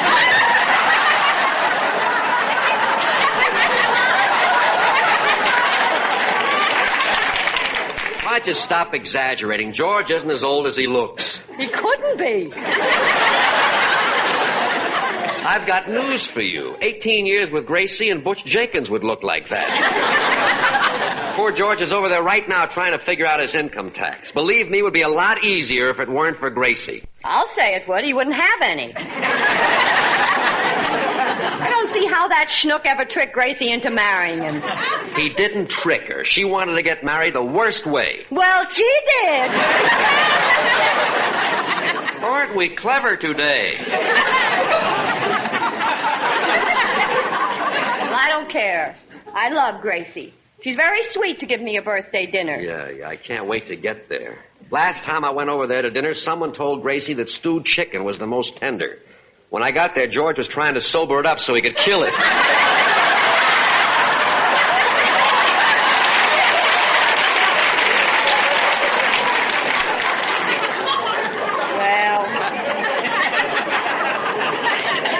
Anyway, her cooking is a lot better than Sugar Throat's entertaining. So help me. If he sings tomorrow night, I'll slug him with my new alligator bag.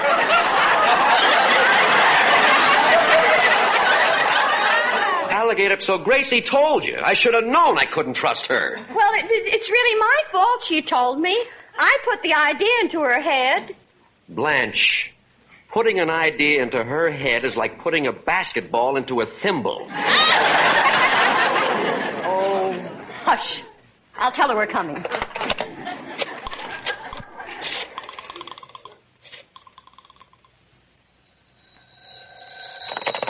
Hello? Gracie, this is Blanche. We'll be there for dinner tomorrow night. Oh, good. We'll expect you, Blanche. Oh, what kind of mince do you like? Wintergreen or clove? Why? I'm making hot mince pie.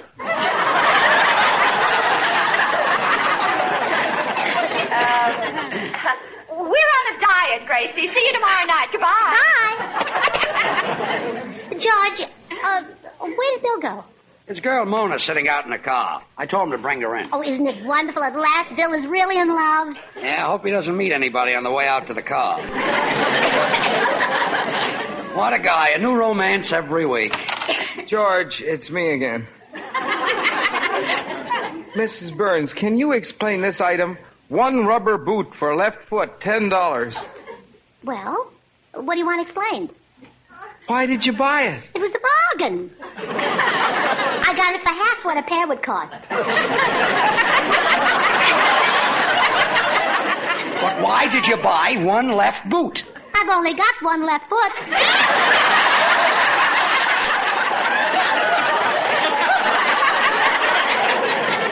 Satisfied, Ralph?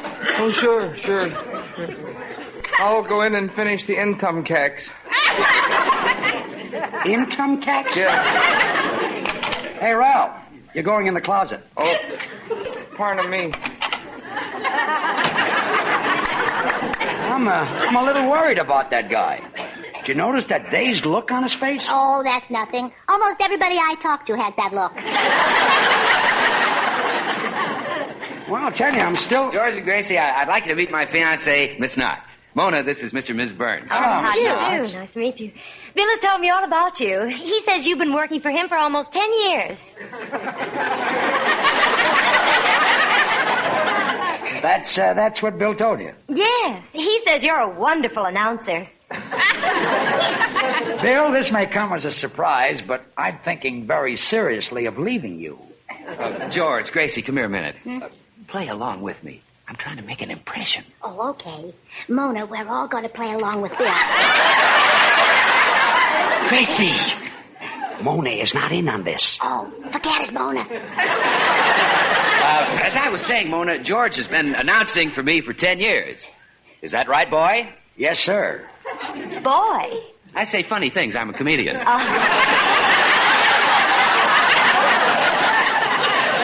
And what do you do, Mrs. Burns? Oh, I help my husband. He's one of the greatest announcers in the radio business. Has a beautiful voice. Okay, now, George, that's enough. Mona, even if it means losing you, I've got to tell the truth. George isn't the announcer. Mr. Burns, if you're not the announcer, what do you do? Well, sit down and show her, Sugar Throat. And if I call you Buttercup, the dandelions might eat you up. So buy a ring and change your name to mine. That's what I do. Oh, you're the sound effects man. No, I'm the script girl. I've got another item here, Mrs. Burns. Folks, I want you to meet Mr. Hanley. How do you do, Mr. Hanley? I'll be right in, Ralph. See you tomorrow night, Bill. And we're having the same dinner we had the last time you were here. So will you stop by the Brown Derby and ask them to send over a bottle of bourbon? Stewed chicken again, huh? Well, excuse me, I'll go in and see Ralph. Hey, George, who's the guy with the loose shingle? One of Gracie's relatives? Yeah, he's our tax man. He's trying to figure out Gracie's check stubs. Oh, well, that explains it. Come on, Mona. So long, George. Bye. 4 years with the Pee Wee Quartet, and she calls me a sound effects man. I love to call you Rose, dear, but roses fade away. Roses die when wintertime appears. I love to call you Daisy. Oh, Daisy's all. Oh, yes. I don't think Ralph Hanley should do our tax. He's too nervous. You know, he asked me why I bought 1,000 ping pong balls, and when I told him, he seemed upset. Well, why did you buy them? Well, I use them instead of mothballs. They don't smell up the closet. What, they don't kill any moths? Oh, yes, they do. When the moths bite into them, there's nothing there, and they starve to death. Don't let anybody steal this idea from you. I'll get it. Hello? George, this is Harry Morton. I'm coming over to help you with your income tax. Harry, I've got a tax man. You had one. He just jumped out your window and he's running down the street. Thanks, Harry. Gracie, come over here to the window. Look at Ralph Hanley running down the street. My, he's flying, isn't he? Yes. And do you know why? Oh, sure. He's got to get that tax to Washington by March 15th. Yes, that's what I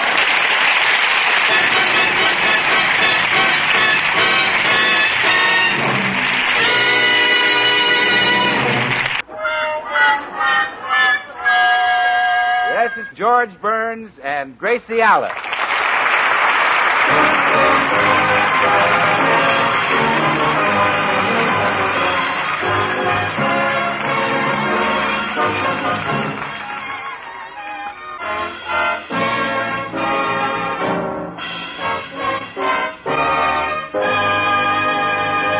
Well, last week the Burnses left for Palm Springs. I can still see them driving away. Gracie at the wheel and Sugar Throat in the back seat with his ukulele. Singing as though his throat would burst. But it didn't, darn it. Now, 7 days later, we find them returning. Gracie still at the wheel and Sugar Throat still at the uke. I'll be leaving soon to thrill I'll enjoy. George. It's not the island moon or the fish or the pie. George. It's just a little brown girl in a little grass skirt. George, we're home. Don't open the car until I finish. In a little grass shack in Hawaii, now you can open the door. Gracie's been listening to that for 7 days. Is it any wonder she's peculiar? Anyway, we find them now unpacking. Oh, darling, you look absolutely wonderful. I got quite a tan, didn't I? Well, I've never seen you so dark. Well, your feet are practically black. Look again. Oh, you're wearing shoes. I'm wearing shoes. Gracie, why didn't you get out in the sun? I never saw you around the pool. George, I'm not silly. I read that sunshine contains vitamin D and so does bread. So I stayed indoors and ate bread. But you're not as brown as I am. Next time I'll eat toast. Yeah, do that. But Gracie, tell me, did you really have fun? Well, sure I did. I went shopping, and I went to the movies, and I went to the museum. The museum? Oh, yes, it was so educational, dear. Did you know that a couple of 100 years ago there was no California here? Well, sure, I knew that. Well, it's a good thing they put it out here, because back east they wouldn't have had room for it. Those pioneers were no schnooks, you know. And did you know that the only white men out here at that time were Indians? You're full of history, aren't you? Mm-hmm. You know, while I was looking at the Indian relics, I noticed a man staring at me. Well, I didn't want to be rude, so I stared back at him. That was smart. Yeah. And then he walked over and he said, "Pardon me, you look familiar. Haven't I seen you somewhere before?" So I said, "It's very possible. I was there one summer." Well, that ought to teach him, yes. And then I walked away and spoke to an Indian who was sitting in the corner beating a tom-tom, and I said, "Heaps nice music. How you feelin' today, big chief Indian?" He never even looked up. He just said, "Solid, Jack." Him heap hep. Yeah, and while I was talking to him, I still felt that this man was staring at me from behind. Same man? Yes, and I didn't want to be conspicuous by turning around, so I bent way back and peeked at him over the top of my head. Well, that was real subtle. And then he walked over. He wanted to pick me up. He did? Yeah, when I bent back to look at him, I fell down.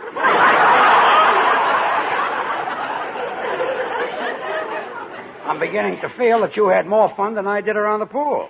And this time he said, "I'm sure I've seen you somewhere before." And I said, "Well, you look familiar, too. Did you ever live in Philadelphia?" And he said, "No." And I said, "Well, neither did I, so we must know each other."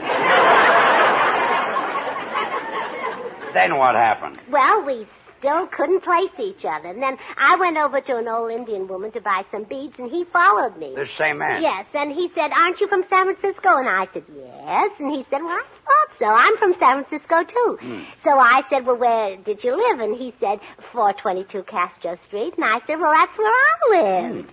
So he said, what's your name? And I said, Gracie. And he said, that's funny. I had a sister named Gracie. And then I said, what's your name? And he said, Herbert. And I said, why, I had a brother named Herbert. Then the Indian woman handed me the beads and I left.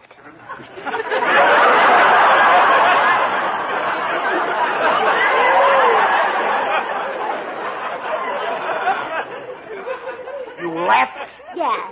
I never did find out who that man was. Gracie, Herbert was your brother. Oh, yeah, now I remember him.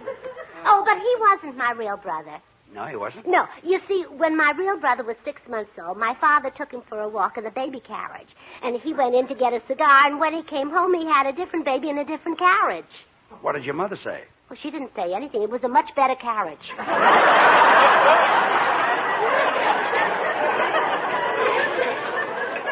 You know, Gracie, I'm surprised that you don't meet more of your relatives in museums. But I still say you should have been out in the sun like me. Well, the trip did you a lot of good, George.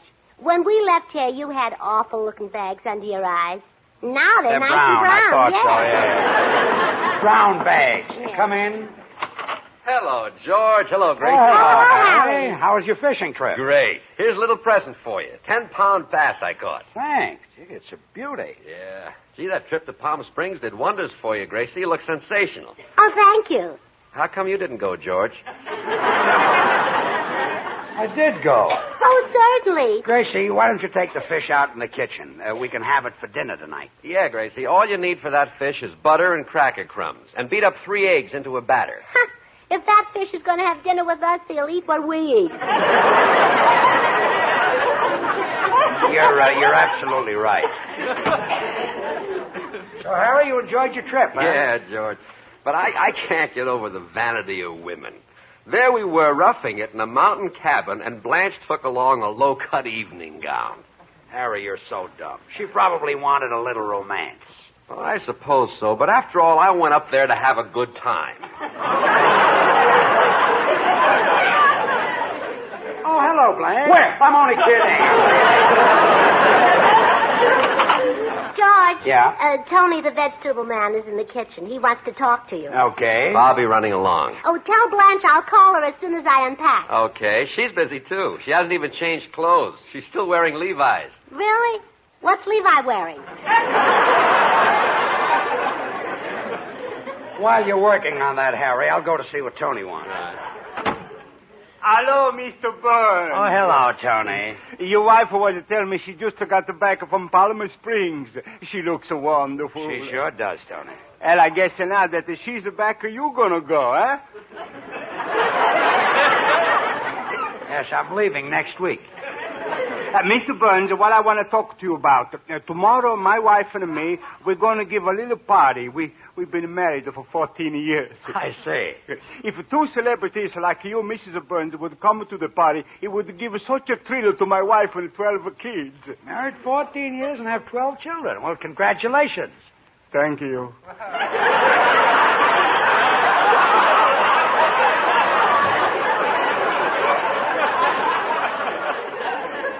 Mrs. Burns and I will be glad to drop by, Tony. Oh, that's good. You like my bambinos. I got 9 boys and 3 of the others. There's a Dominique, Angelo, Giovanni, 3 Giuseppes, Carlo. 3 Giuseppes? Well, that's my wife's favorite name, see. And when a woman has 12 children for you, you got to humor her. Oh, yeah. But isn't it confusing? Well, I got a system, see. If my wife says Giuseppe's been a bad boy today, I send all 3 of them to bed without a supper. But you don't know which one is guilty. Oh, yes. And next morning, I look for the one with the black eye. The other 2 take care of them. My shoe! Of course. Well, Mrs. Burns and I will be glad to drop over, Tony. Oh, you're so kind. You know, I'm telling my family all about your wife. You know, she's a nice woman, but she says some funny things. What did she say now, Tony? Well, she telling me she's a planted the seeds in the ice cube trays. She's going to raise her own frozen vegetables. Well, I got to be going now. Goodbye, Mr. Burns. Goodbye, Tony.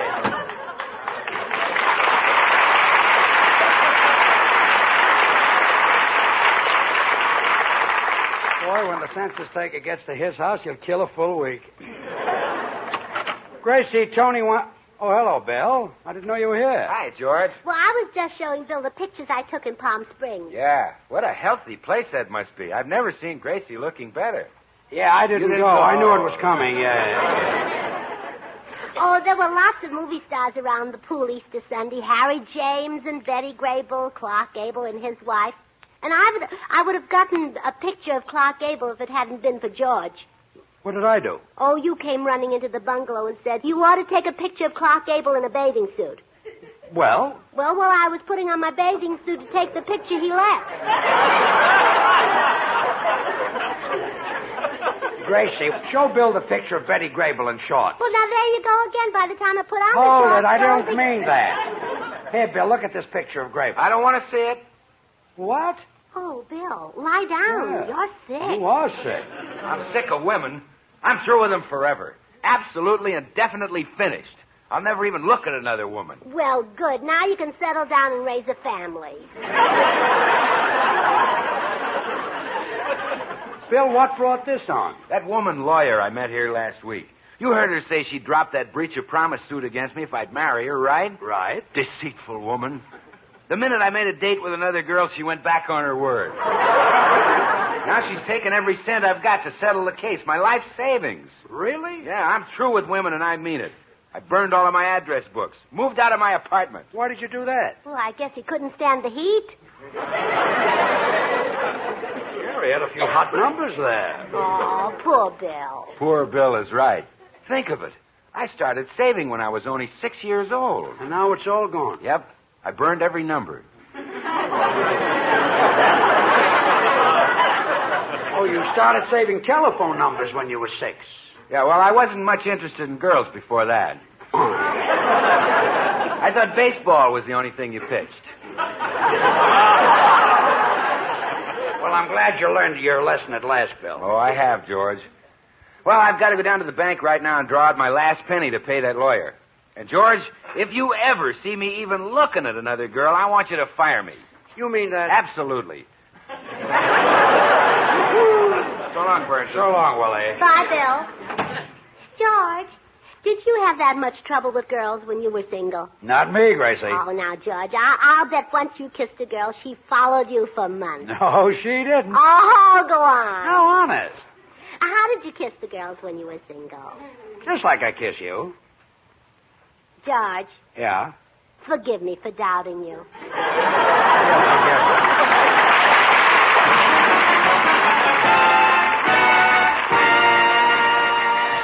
Say, Gracie, Tony and his wife are celebrating their wedding anniversary tomorrow. And I promised we'd drop by. Oh, good. I love anniversaries. Last year, my grandfather and grandmother celebrated their 50th anniversary. Yeah, I remember you going up to San Francisco for that. Oh, yes. You know, my family thinks you're a great comedian, George. They laugh at everything you say. Really? I didn't know that. Oh, yes. When I told them that you said you couldn't come, you never heard such laughing. Yeah, that's one of my great lines. My grandparents told us how they met and fell in love. Oh, it was so romantic. Really? Yes. When he was a young man, he went to get a dog license, and he saw this beautiful girl who was there to get one, too. But the clerk didn't have a dog license, so they bought a wedding license and got married.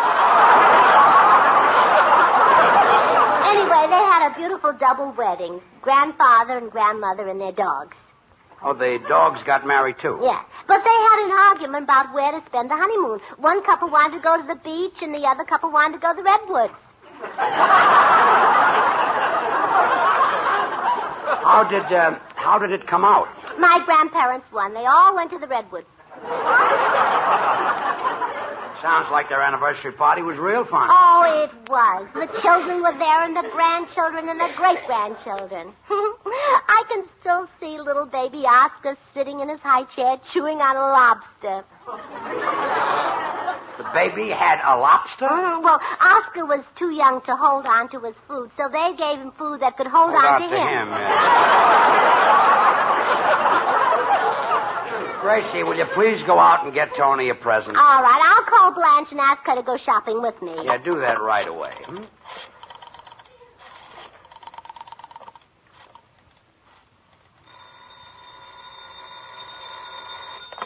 Hello. Hello. Oh, Harry, this is Gracie. Is Blanche still wearing the man's clothes? What man's clothes? Levi's? By the way, Harry, what did you wear in the mountains? Oh, I wore jeans. Oh?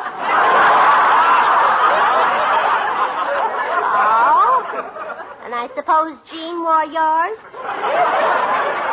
No. Well, what did Jean wear? Nothing. Well... Gracie, I'm talking about blue jeans. Oh, I bet she was. It's cold up there.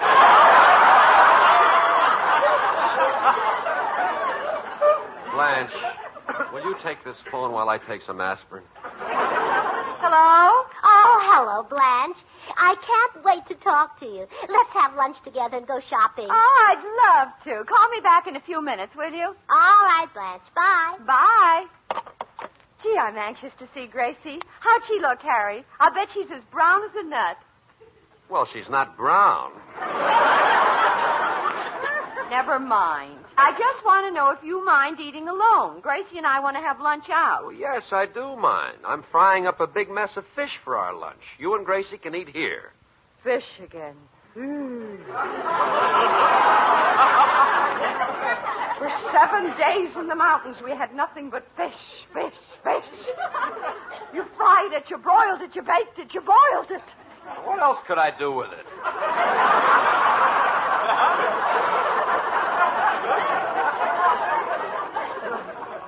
You could throw it back in the lake. Listen, Blanche, don't turn up your nose at fish. It's brain food, and Gracie can use it.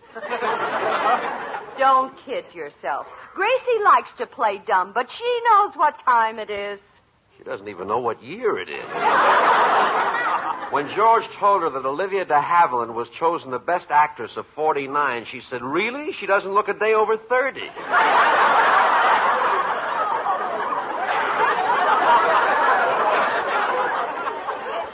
Oh, yeah? Hello? Blanche, this is Gracie again. Oh, I'm glad you called, honey. Harry and I were having another argument. Oh, that's a shame. When you and George argue, do you kiss and make up? Well, I don't have to. George doesn't kiss me hard enough to smear it.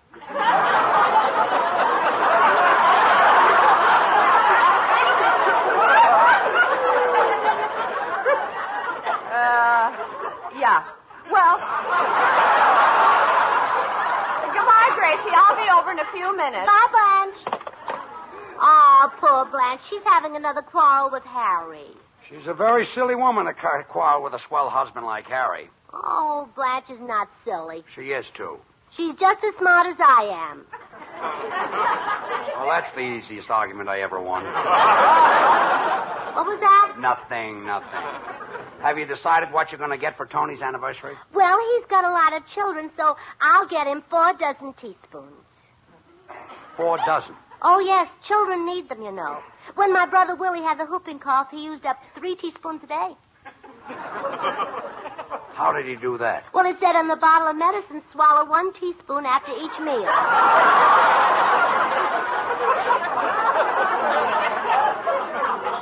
So he swallowed 3 a day. Kid must be really full of spoons. A year later, Willie had to be operated on. Naturally. They took his tonsils out.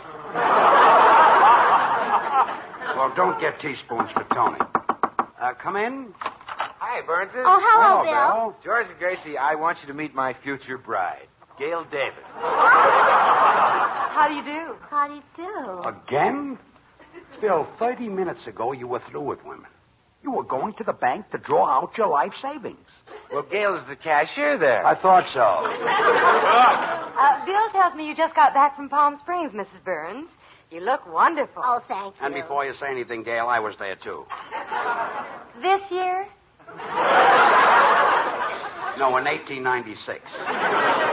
Look, Bill, you made me promise to fire you if I saw you with another girl. Well, that's why I dropped by, George. I want to release you from your promise. She's so beautiful. Stick to your word, Bill. Be a man.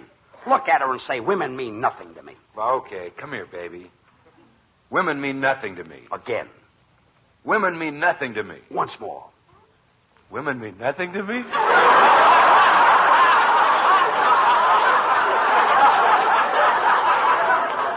Come on, Gail, honey. Let's go. Goodbye, Gracie. Bye. Goodbye, George. Goodbye, Bill. You're fired. Huh? Oh, Mr. Burns, please. I'm sorry, Gail. It's his idea. Well, there's only one decision I can make. Love conquers all. Oh, I knew it. But I like you too, Gail. Well, Bill, you've got your job back. Good. Now that I'm working again, I can get married. Come on, Gail. Bye, everybody. Bye. Do you think he'll really get married this time, George? Yeah, unless the justice of the peace happens to be a woman. How about some lunch, Gracie? Well, I'm having lunch with Blanche, but I'll fix something for you. Good. I'm so hungry I could eat nails. Oh, I wish you'd told me that's what you wanted. I bought a ham. Well, drive a few nails in it. I'll take the ham. Well, it's practically ready. All I have to... Oh, come in. Gracie! Blanche! Oh, it's wonderful to see you, honey. And that trip did you a world of good. You look absolutely sensational. Oh, thank you. And George. Skip it. Well, Gracie, are you all set to go shopping? I will be as soon as I get the ham ready. Is he going with us?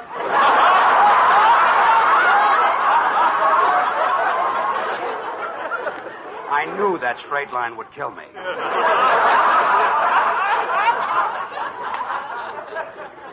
I'm fixing a ham for George's lunch. Oh, you don't have to do that, Gracie. Harry's frying up a mess of trout. He's going to bring it over. Oh, good. Where's my bottle of Burgundy wine? That'll go swell with trout. Oh, I used that to clean the fish that Harry brought this morning. You cleaned it with wine? Well, it says in my cookbook that to really enjoy fish, you should wash it down with Burgundy wine. Goodbye, Gracie. Goodbye, George. Goodbye, Blanche. Will I ever learn? All my life I'll be a straight man, I guess. What happened, Gracie? Did you forget something? No, we can't go shopping until I get rid of the hiccups. Oh, take a deep breath and hold it. All right. Now, here. Take 9 swallows of water without stopping. 1, 2, 3, 4, 5, 6, 7, 8, 9. There. Now look at me. Boo! Oh! Well, that ought to cure him. Thank you, George. Bye. Goodbye. I wish Harry would get here with that trout. George, the cure didn't work. It didn't? No, Blanche still has the hiccups. Goodbye, Gracie. Goodbye.